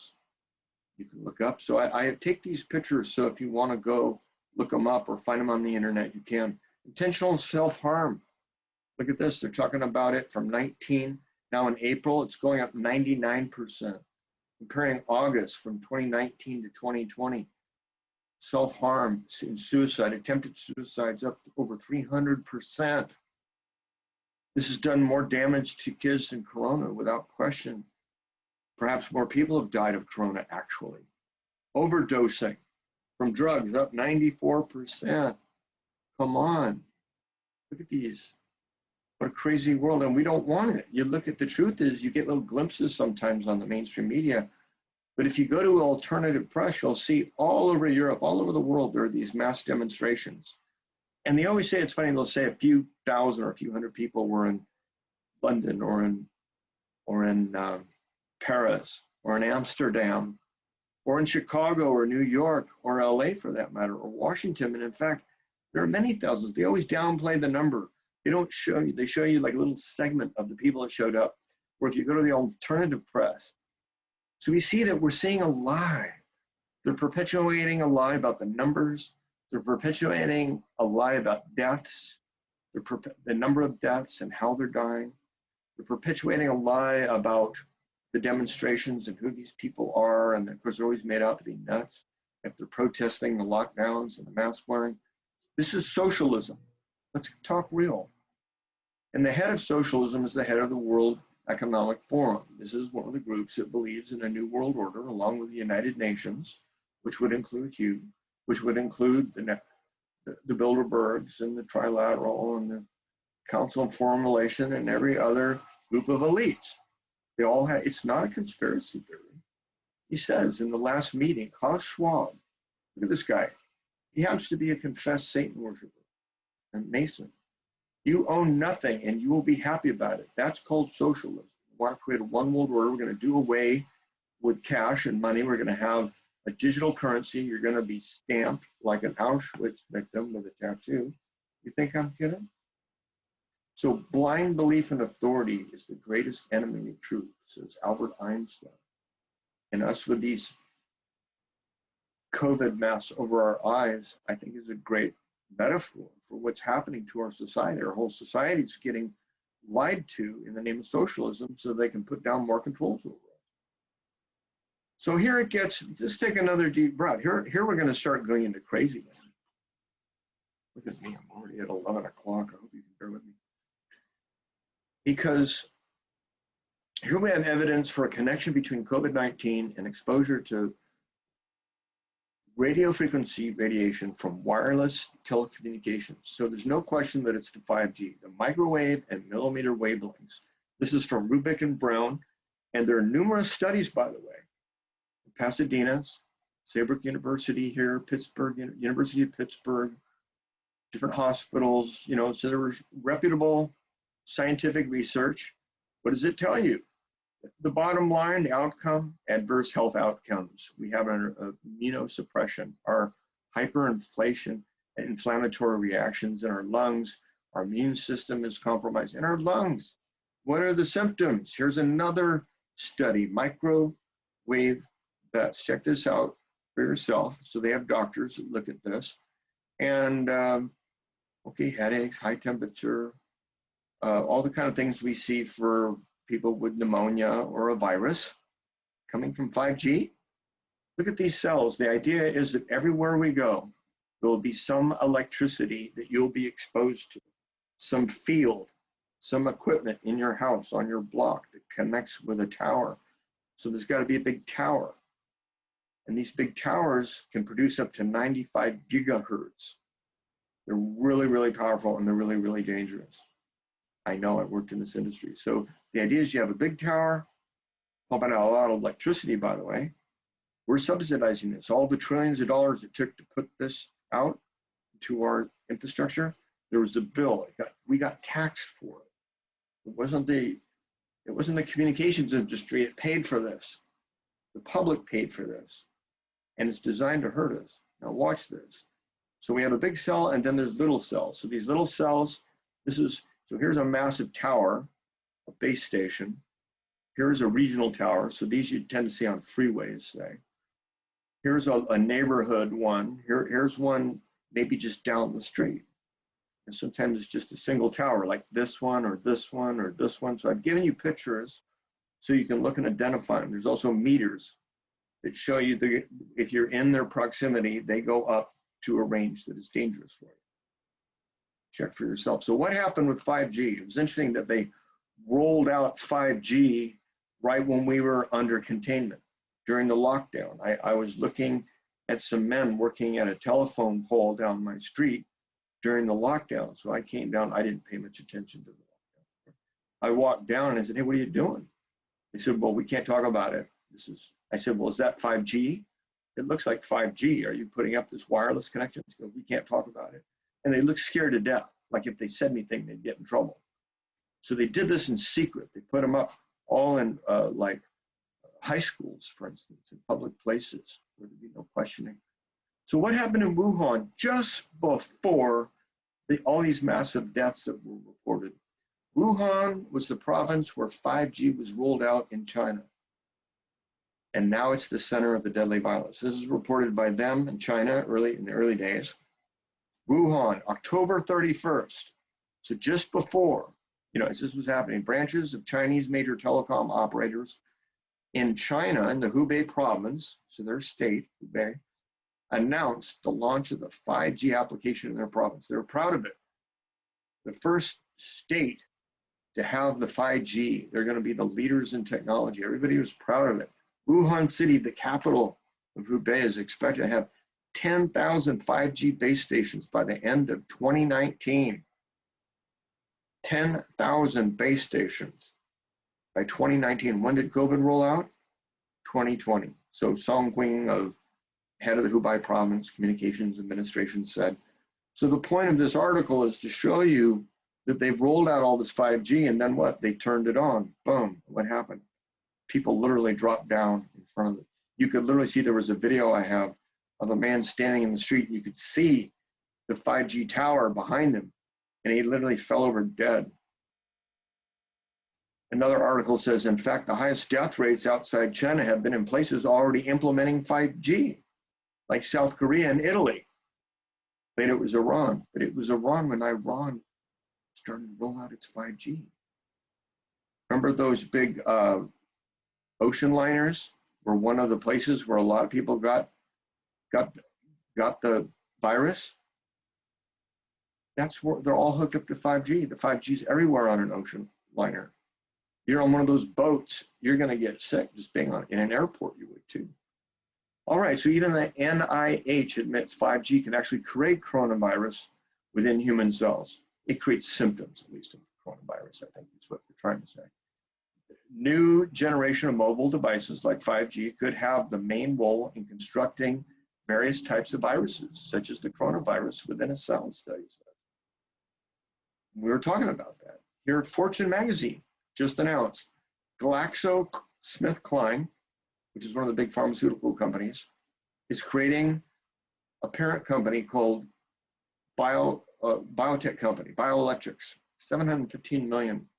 What is bioelectronics? Well, it's where something electronic in your body interfaces with your cell phone or 5G, could be a local cell tower, that interacts with the innate intelligence so your doctor or someone else can know if you're vaccinated or not. Actually, my stepfather, who has a heart disease, his heart is weak, I should say, they put in a little microchip in his heart.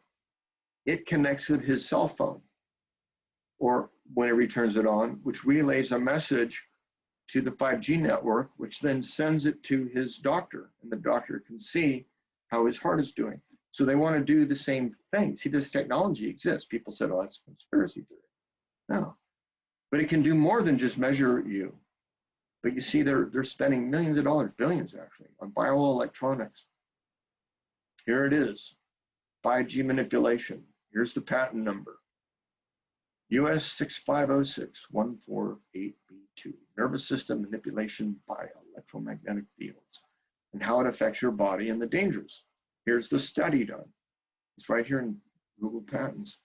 Here's a picture of a chip, we're told, is put on this card for the 5G, and it's called a COVID, COV-19. Why would they put COV-19 on a chip? It wasn't meant to interface with the COVID. Okay, that sounds kind of out there. Yeah, but it is out there. It's been talked about. Bill Gates is very proud of it. Is 5G a weapon, though? Well, DARPA was a weapon. DARPA created the DARPANet for its own use, but also part of the internet was used so that it could accumulate information on the population. They thought if we make this sweet and interesting, then people will use it. We'll be able to have an influence over them. We'll be able to have a control over them. So that was a plan.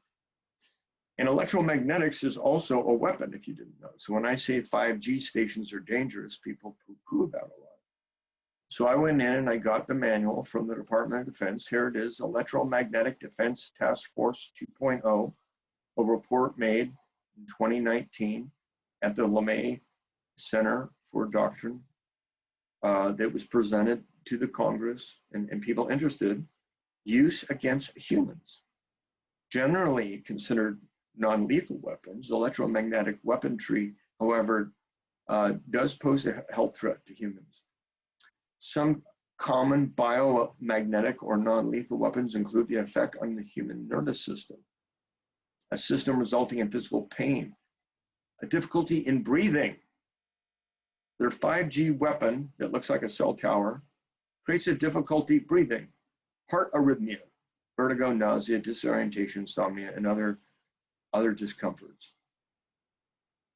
Project Pandora, conducted by the Walter Reed Army Institute of Research, included externally induced auditory input from pulsed microwave audiograms of words or oral sounds, which create an effect of hearing a voice that are not a part of the recipient's own thought processes.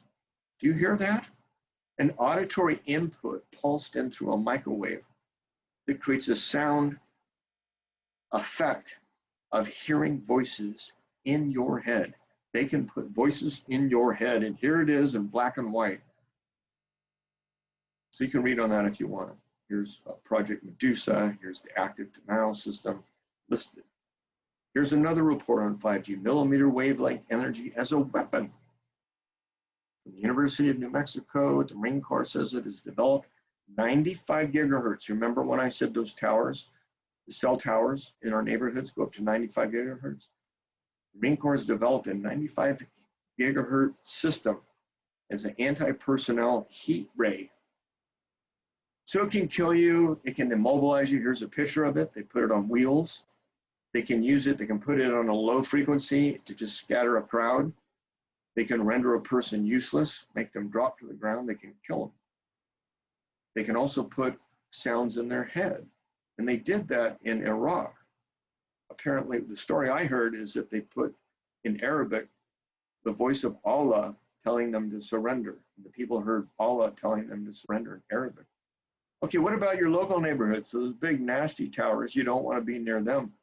See these things? Illness and death. This has been known. And you won't even feel it. It may be happening slow. A slow disorientation of your mind, a numbingness of your skull, a lack of being able or a will to do anything. That's the result of this. 5G antenna, lock on target. So these are phased array antennas. You look up at your telephone poles, you look around your city streets, and look for these poles everywhere. This is how they can get to you, particularly once you get chipped. So 5G can focus the millimeter beams, damage your DNA cells, nerves, etc. This has been known. Here's an example from different patents. So I've got some of these patent reports. I put them up so you can look up the numbers. Here's what it says from 1974. It's now unclassified. That they're able to affect with millimeter wavelengths psychoelectronic weapons, and they call it a weapon. Manipulation of twitching, manipulation of movement of the body, heart arrhythmias. They can kill you, can give you a heart attack. They can disorient your brain, they can put thoughts in your head, control your dreams. Here's reading and broadcasting thoughts. So this has been known for some time, and I'm going to go into this some more, but here's an example of one report you can get at the U.S. National Library of Medicine, National Institutes of Health, if you want to go to the PMC. Here it says the effect of high frequency electromagnetic field in microwave range on your red blood cells. What happens? Very simply, being exposed to these microwaves affects your immune system. It compromises your blood cells, red and white. Here's more studies. Adverse effect of 5G mobile networking technology in real-life conditions. The bottom line, long-term exposure creates a toxic effect on your body. Here's another one. Acute low-intensity microwave exposure increases DNA single-strand breaks in the rats that they've measured. So it screws up the DNA in rats. Still think 5G is harmless, says Scientific American. Warnings confirmed unknown dangers, confirmed and unknown dangers of 5G tech. So we see even Scientific Americans warning us, and I too. So here's a picture of Telenor. I went to, when I was an investment banker, we were actually investing in 5G before anybody heard of it. It was the next step. They already had refrigerators and lights that would go on when you walk into a room. Remember the Nokia, Nokia, and Ericsson. Those were the Scandinavian telephone companies. They're the first ones to bring 5G in and develop it. And so we were partnering. Our company in Los Angeles became partners with Telenor to develop the 5G. That's why I know, and we know about the dangers. The whole idea of putting a massive amount of data on an analog was orthogonal frequency divisional multiplexing, which I invested in research to get this going. So when people say, oh, you don't know what you're talking about, I do. I worked in this industry. It gets worse. It's not just a physical hazard to the body, but this man is Zbigniew Brzezinski. He wrote Between Two Ages and America's Role in the Tectonic Era, 1970. Here's a quote from his book. He's the former national security advisor to President Jimmy Carter. So he would oversee the research of the Central Intelligence Agency, the Secret Service, the NSA, and report to President Jimmy Carter and advise him. So there's no man, he's the highest man in our intelligence network. And I had the opportunity to meet with him several times. When I was in college, I used to live in the mansion of a man named Mr. Grove, who was an elderly man who had worked for the CIA. He was head of propaganda, basically, and public relations. He actually worked for the Rothschilds at PG&E, and I was kind of being mentored by him. And I got to meet Barry Goldwater. I got to meet some of the heads of people in the NSA and CIA. And of course, they never told me any secrets or anything, but they had this technology back then, and it was talked about. He says in his own book, soon it will be possible to assert almost continuous surveillance over every citizen and maintain up-to-date complete files containing even the most personal information about the citizen. So this was planned all the way back when the computer was first rolling out. These files will be subject to instantaneous retrieval by the authorities. So it was planned. It was an invention. In fact, Stanford Research Institute, well, Google, who basically hired Sergey and Brin they grabbed those guys from a contest they had at Stanford. They picked two great programmers, Sergey and Brin, and they invited them to join Google, which was the Department of Defense. It's the DARPA, put up all the money. And they've been watching you ever since. Here's the actual contract. Here's the date, and you can get the patent is here too, for what's called ultrasonic acoustic heterodyning technology, going back to 2000. This announcement from the American technology company, patent holders, acoustic heterodyning, I'm going to show you their patent in a minute, clearly shows the use of ultrasound for transmission of voice over significant distances is a reality. We can use the voice FM is used in place of normal hearable audio. You can have one method of targeting a person at a distance or even in a crowd with a hypnotic command, which cannot be heard by the ears, but which can be heard and understood in the mind. So they can put a hypnotic command in your head that you're not actually hearing with your ear, but your subconscious hears it. This is a part of the MK Ultra. Okay, here's an image of it. So these towers have this ability, or we're told. And here he is in a radiation suit. That radiation is so powerful, he has to wear a radiation suit. So the acoustic heterodyne technology, patent numbers right here. Methods of apparatus for inducing desired states of consciousness in another person. Here is an example of how it's done. So we have a high tone that's being transmitted along with a hypnotist's voice at a lower modulation. It's introduced at the same time. So what happens is your mind goes into a hypnotic state through these impulses, taking you down from a beta to an alpha to probably a theta state. And then they'll put these hypnotic suggestions in along with it, so you're not really consciously hearing it, but your subconscious is. And it's passing the filter barrier, so it's going right into your brain. It's being transmitted into your brain is more or less a fact. This is what the kind of thing that was done in George Orwell's book, 1984. Let's have a picture of it there. This is Big Brother's watching. He's telling you what to think. He's watching what you think and trying to control it. This is actually happening now. There's the science. It's also happening in the sky, as long as we're looking at, quote, conspiracy theories. For a long time, people said that chemtrails was a conspiracy theory. We've all seen this, like, okay, well, there are trails of vapor when a jet passes, but they don't stay up all day unless they're putting aerosols in there. And aerial spraying is a fact. Our government doesn't deny it. Bill Gates himself is suggesting it. You can go online and listen to his ideas of spraying the atmosphere to reflect the Earth's sun so we don't have global warming. So on the one hand, the news is telling you it's a conspiracy theory. On the other hand, it's so obvious that it's happening. They're controlling the weather, creating extreme weather conditions. They say they can do it. They have, the Defense Department brags about being able to do it. You can look up HAARP, HAARP. There's one installation famously known up in Alaska that controls the ionosphere. They sent rays up to create a heat system that creates a weather system. They've been doing it for decades. They were using weather modification during the Vietnam War.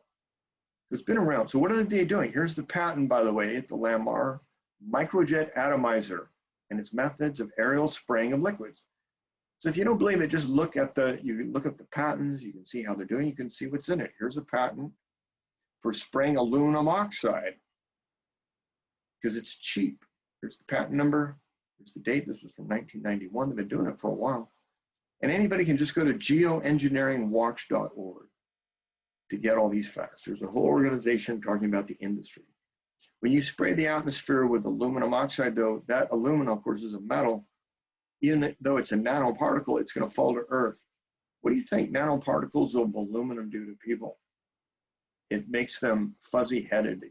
They get inflammation in the brain. They get what's called encephalitis. You find people that get aluminum in the brain get some form of encephalitis, and encephalitis, or inflation in the brain, is one of the main symptoms for Alzheimer's, for ADHD, for autism. So a lot of the problems we have are the effect of heavy metals accumulating in our brain, and aluminum's the one that's most often cited.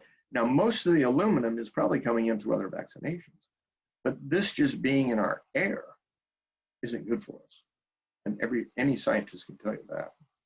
Now, human chipping, again, this is one of these subjects that people say, oh, that's a conspiracy theory. But we now know that it's a reality. In fact, it has happened.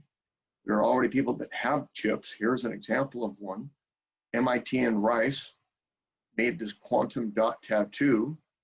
It was actually Gates's invention.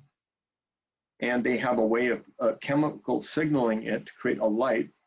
They call it lucifluoride, by the way, like Lucifer. They name it after Lucifer. Because Gates is a Satanist, if you didn't know. I'll explain that later. Most people behind this are. They want to rule the world. They want to destroy most of humanity. They believe the power. God is power. So ID 2020, the idea is there's an RFID microchip implant in every one of us. It connects with the 5G. And then we can be watched. We can know, ideally, it's sold to us as if we have this, it'll create better health and well-being. But they can track us, and they can also control our brainwaves. That's what I'm trying to tell you. This is more than just about health. It's trying to control humanity. So the mark of the beast, I don't know if any of you are Christian, but in the book of Revelation, they're referring to a time where there's going to be end of time. Somebody's going to try and create a one world government. He is the beast. He's the Antichrist or the bad guy. And there's going to be the biggest world war that ever occurred. But you're going to know this is happening because this beast, this enemy of the people, is going to look like a good guy at first, like he's going to try and make it a great world. He's going to try and help us. He's going to have us all wear a sign, though. There's going to be some tattoo, and it says, look at this, Revelation 13, 16-8. And whether you're a Christian or not isn't the point. The coincidence of this is just out of this world. And he causes all, both small and great, rich and poor, free or bond, to receive the mark on the right hand or in their forehead. So there's a mark, a tattoo. Number 17, and that no man may buy or sell. So people have been tattooed, slaves have been tattooed before, been used as a decoration, but no one's been buying or selling because of the tattoo. But now we have a tattoo that does just that. And that no man may buy or sell, save that he have the mark, or the name of the beast, and the number of his name. And the number of his name is 666, if you don't know. So 666, so we hear about Luciferian. We hear that we have to have a digital tattoo, and that it's put on our hand. But you won't notice it. And the patent is 060606. Bill has named this after the Lord of Darkness. 666 is Satan, the mark of the beast. And so we're going to have a mark on us of the beast. He's calling it, so 2020 is the year that the patent is given. The actual patent number is 666. That's no coincidence, you guys. And it's a cryptocurrency. What does this have to do with coronavirus? Nothing. But it does have to do with being chipped. Now you have the chip. Now you can buy and sell online through the cloud, and we can watch everything you do and control what you do. You might even be inspired to buy or be inhibited to buy if you have the chip. You understand that. It's very important you understand what they're doing. This is not known by the masses. Yeah, this is why I ask you to share this with people. Satan literally rules the world. You can laugh at what that is, but we're seeing it before our eyes. Israel has a state. At least 12 prophecies have been fulfilled. And now we have the beast creating a one world order and trying to mark us, either in the head. So here's Elon Musk with his Neuralink. Just look up Neuralink. There's dozens of videos that they have. They don't ban it. They think it's great. We're all going to have a chip in our head. It'll interact with 5G, and we won't need to carry a smartphone even. But they don't tell you what it can do to your head, how it can put thoughts in your head, how it can control your mind. And here's the digital tattoo. Oh, Google, you've got the new digital tattoo. Did you know the new CEO of Google, who is the former CEO of Homeland Security? Head spook, person that watches us. Homeland Security is what's watching your internet. So here's an example of some of these. They think if they make them cool looking. So one idea is they just chip you. One is they're going to use the nano needles that will just dissolve and leave a trace in your skin, or maybe actually put it on top. So here's what they think would look cool, that young people will like this. MIT shows off the smart tattoo. Turn your skin into a touchpad. Oh my. Microsoft working with MIT. So again, Bill Gates wants everybody tattooed like an Auschwitz prisoner. And he's working with who? Rothschilds? Oh, who has the patent? Happens to be a member of the Rothschilds. Here's the patent, providing and displaying biometric data. Again, biometric data. So something interesting happened. There's what are called Freedom of Information Act, and different authors have asked for evidence of a project called MK Ultra. MK Ultra, this is getting really good, so take a deep breath. MK Ultra was a program funded by the Rockefeller Foundation and the CIA working together. They were scared of what was called the Manchurian Candidate. They'd heard that Russia and China had developed these processes of brainwashing people. And so they felt they needed to learn how to control mind and suggestibility. So that's a secret project that was only recently declassified. So I knew about it since I was in college, because a friend of mine, I'm going to talk about it in a minute, told me about it. But everyone laughed when I talk about, oh, you're a conspiracy theorist. So now what's in this, they've redacted a lot. They probably eliminated half the information that's that or more that they have. But what they have shown us is that there is a committee on human resources to study our behavior and how to manipulate it. So I'm summarizing it here is looking at different degrees of suggestibility. And they came to the conclusion that about half the world's average suggestible, half is very little suggestible, a quarter's little suggestible, and a quarter's highly suggestible. So they want to know about quickly programming people, how to turn people into assets that do as they say. And see the cell tower? The cell tower is one of the tools. So there is a list, 7 things you do to create the highly suggestible population. Number 1 is the cell towers. The 5G cell towers, transmitting frequencies that induce the trance state in subliminal messages. 2, subliminal messages used for behavioral modification that they induce in your head that you don't know. 3, vaccines that alter DNA behavior and contain toxins and nanoparticles. Chemtrails, finely grown metals of jet fuel with barium and aluminum. So you see, it's just like I was saying, that help induce a trance state. Nanotech delivers specific chemicals and metals to alter behavior. Remote neuromonitoring, which is what the chipping does, and what the 5G does, to measure the effect of your subliminal messaging and your programming. So they want to program you. Implants to measure the effect of their work. So you guys, this has been in play for a long time. Now I first heard this, so sit back, let me just talk to you like a friend. We're near the end here. But this changed my life. This is why I'm telling you this story. This very message I'm giving to you in this moment is the result of something that happened to me well, not childhood, but as a young man. In the early 70s, I was going to college and selling, I'd been selling insurance and other things, and I got a degree I should say, a broker's license, and I started in commodities, and I worked in diamonds and gold at this point. It's 1979, and I met this man named Allard Lowenstein, who was both a congressman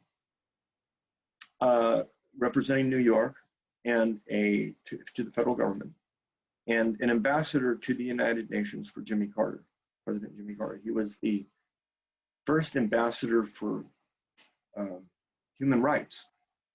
So he was cleared in security, worked with the NSA and the CIA. He was really good friends with the Kennedys, both Bobby and Kennedy, which was really cool to get to know him. I ended up becoming friends with him. I got to know him selling diamonds. He knew all these people that were like ambassadors that traveled countries, and they have large amounts of money, and diamonds are a way you can travel with large amounts of value. You put millions of dollars in the palm of your hand. So I was selling him diamonds. We became friends.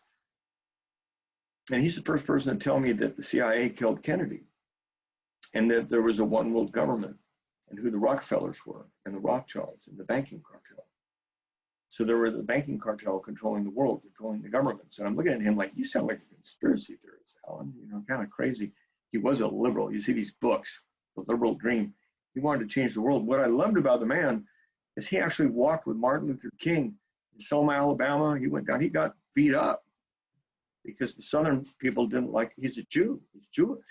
So he'd get beat up for being Jewish and for standing with the blacks that were asking for their equal rights. He believed in that and helped push for it in Congress.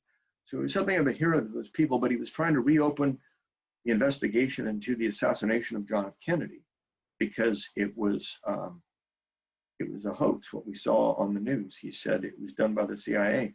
And I can show you all the evidence. He got me started on this path. That's what got me going to Menlo, to Stanford, and the University of Wales, and study international banking, to work for the US government as an economist, to do research for the CIA myself. I know something about this because I've worked in the field.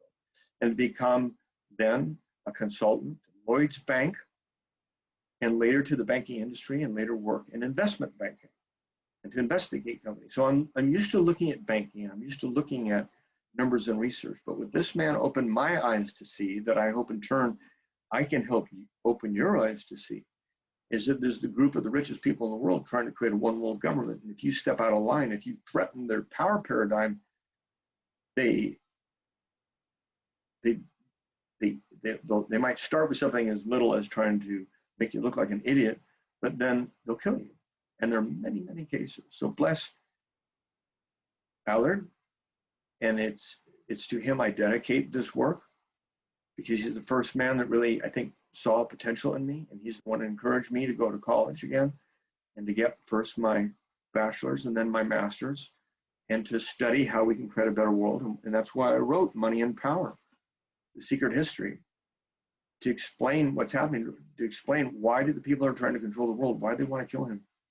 And they may try and stop me too. But if we care, who are these people trying to create the world? Well, here you've all heard of Rothschilds. Well, let's take a look at the last patriarch. This is Lord Rothschild. There are others. It's a family, and usually within the family, that have had control over the banking cartel since before the days of Napoleon. So by the time we had a country, his bank was well established in our country. He'd been their family, not him personally, had been manipulating the politics. This is Maria Amadich. This is a lady that does the spirit cooking dinner. And she's been retained by Bill Gates to hold dinners for prominent people, retained by this man, the very wealthy container, because they all have something they share in common that most people don't know. And that's this. This is Satan. This is a painting of Lucifer. So she had her picture taken in front of Lord Rothschild, in front of the picture of Lucifer, because their events are Luciferic. All you have to do is look at the symbolism. Luciferism is based on symbolism. It's based on secret. It's about keeping a secret. And if you tell the secret, then you die. And so you see a lot of things like masonry and fraternities and other things that are on the surface that are probably innocent enough. They become the staging ground. They become the place where they find people to see if they can trust them or not. Can you keep a secret? And as you, in Masonry or any other rite of Wicca, and not all Wiccans are Satanists, but the craft itself, this evilness is based on keeping secrets. People that are just Wiccans, or that are good people, are just nature lovers that understand medicinal herbs and astrology and things of nature, and they don't worship a dark lord. These people worship a dark lord. They worship Satan because they believe Satan is the lord of the earth, and they don't, and we're all ignorant, and only the wise see who's really in charge. And you show your strength by showing a dispassion for the ignorant and the unaware. Now, this is one of the leaders of the movement. His name is Henry Kissinger. He was first head of, he's held many different positions, including head of state was his last one. But before that, he was Security Council. He was Nixon's head of security.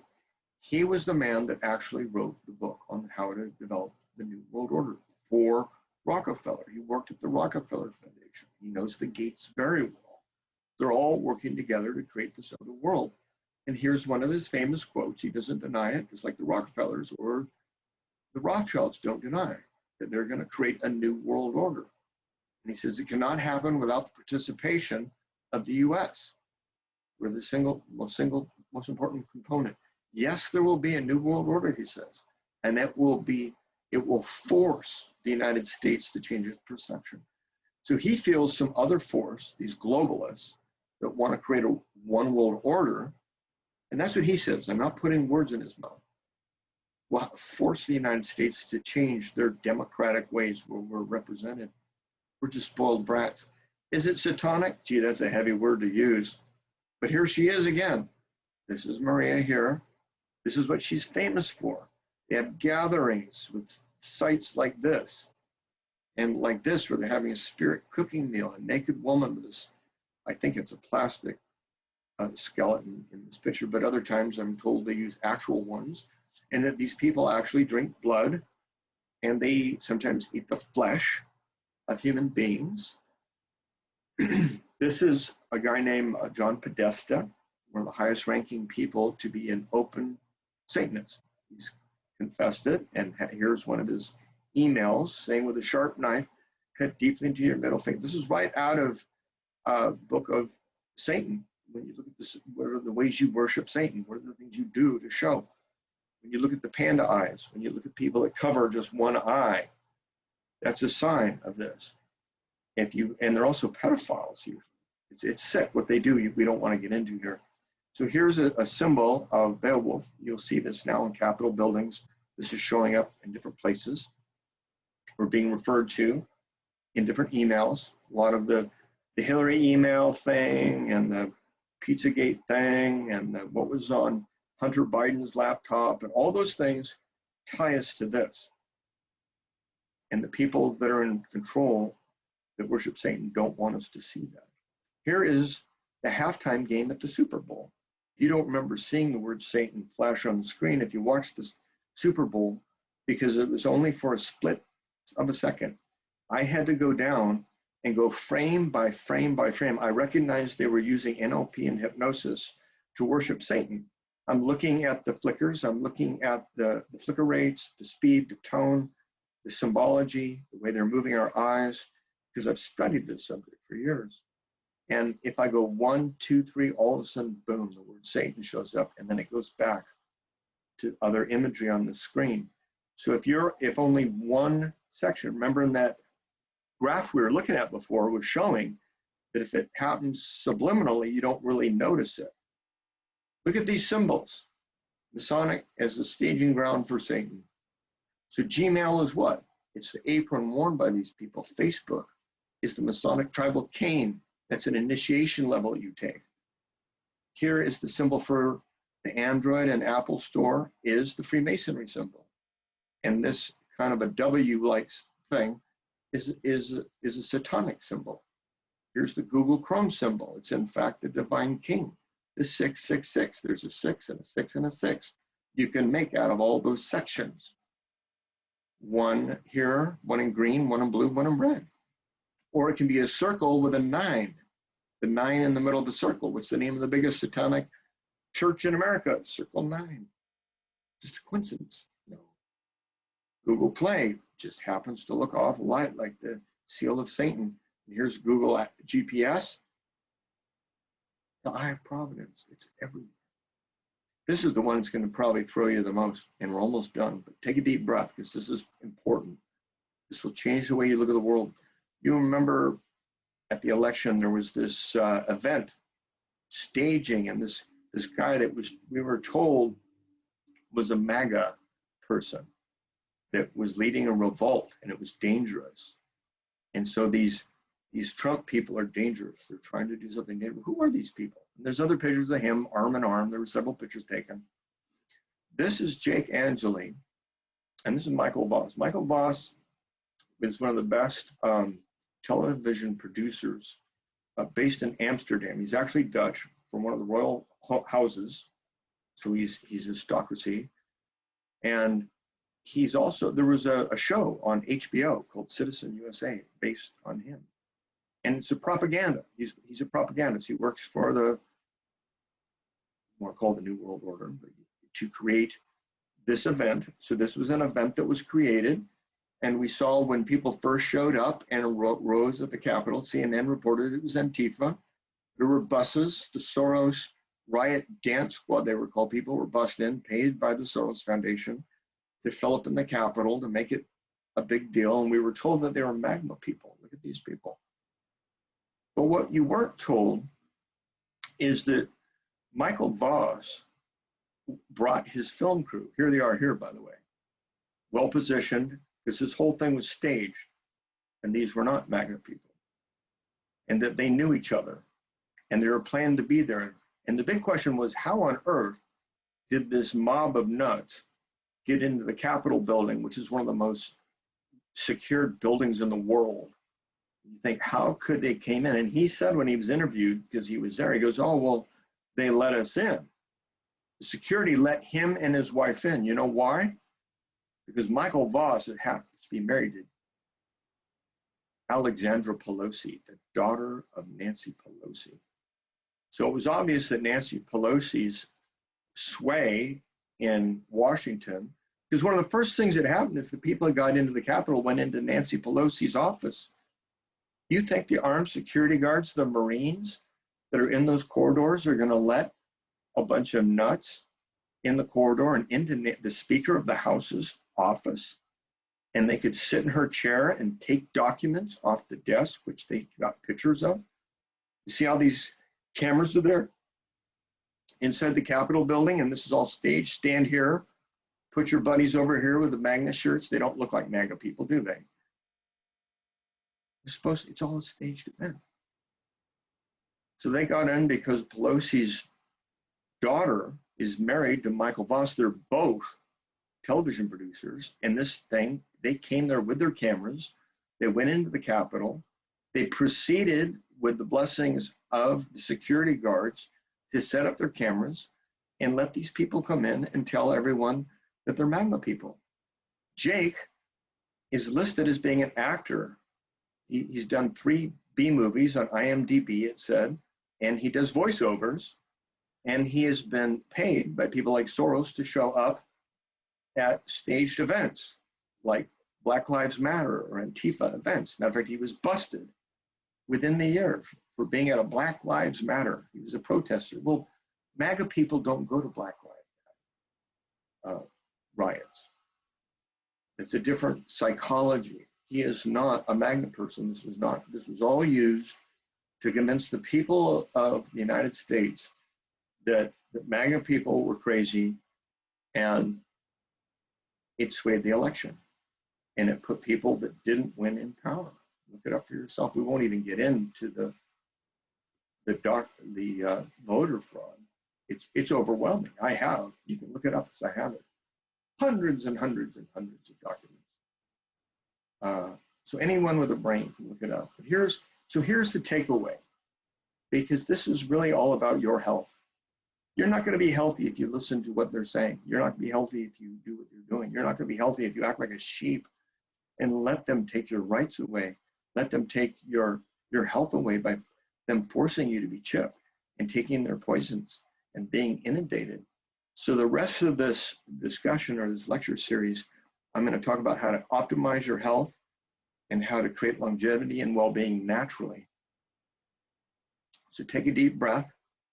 These guys warned us in the councils of government. This is Dwight Eisenhower, the man that led the D-Day invasion and became our president, the only honest president we've had in my lifetime.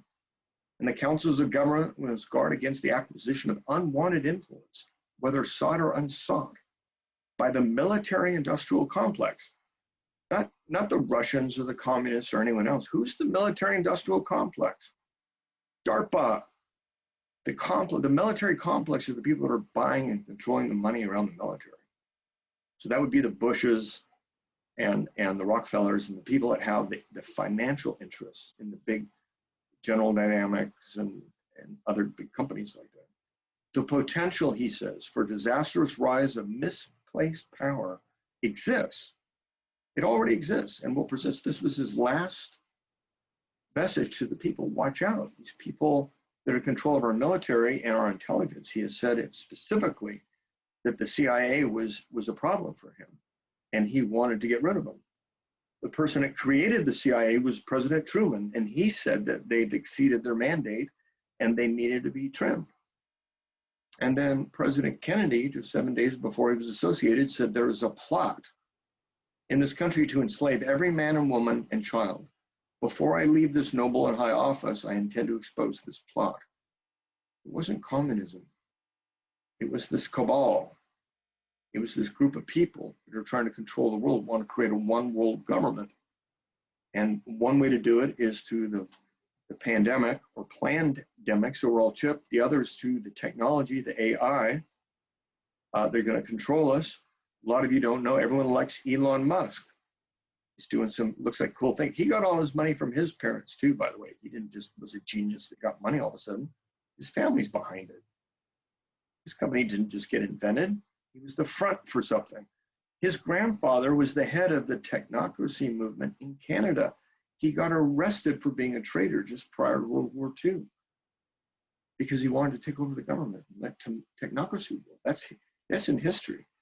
So who can we trust? DARPA is the military-industrial complex. It's the one that built the internet. You can't trust the internet. The internet itself, the World Wide Web, is a weapon. Your cell phone is a weapon. And your 5G technology is a weapon. It's been weaponized. It's been used, and this is for real. The Information Awareness Network is keeping tracks on everyone. Wherever you go, 24 hours a day, where you are, every device. It's amazing what they keep track of. And they not only know where you are, but they're influencing you. They're learning what stimulates you, what causes you to react, how you respond, how to change how you think. And look at the symbol. You don't think it's Illuminati, you don't think it's satanic, you don't think it's Masonic. I wrote the book on world religions, Looking for God. I've studied world religions my whole life. I've studied Satanism and I've studied Wicca, the cleaner sides, and mystery schools and everything. This is demonic. And their desire to track everybody in the world all the time, every day, and influence us, try and control us, is nothing short of socialism. And it's a real threat to our democracy, to our nation, to the welfare of the people of this world. And that's why I'm sharing this with you. So they're lying to us. COVID means they're going to control you, oppress you, victimize you, isolate us, and divide us. And isn't that what's happening?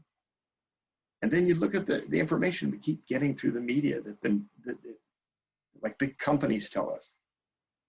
They lied about protein, about dairy milk, about saturated fats, cholesterol, carcinogenic foods, tobacco, asbestos, mercury fillings, opiates, vaccines, fluoride, GMOs, pesticides, glyphosate, EMF radiation, cancer, from aerosols, lead in paint, natural medicines, chemotherapy, Satan drugs, all these things. So we're going to talk about these. It's how you stay healthy. So there's an emergence. There's a group of us waking up. The virus is engineered. The pandemic is engineered. The second wave is engineered. The need for a vaccine is engineered. The race wars that we're watching are engineered. The weather and food is being engineered. The news is engineered. The world's a stage. And we can see all this money that is hurting us has gone to Jeff Bezos and Bill Gates and Mark Zuckerberg and Warren Buffett and Larry Ellison and Ballmer and Elon Musk. You can just look at the numbers. We can change this. Be careful that vaccine. I'm saying no. And the ending note is, this is back at Zbigniew Zabrinski, who again I got to meet with and talk to at Mr. Grove's house in Atherton, and talk about these things.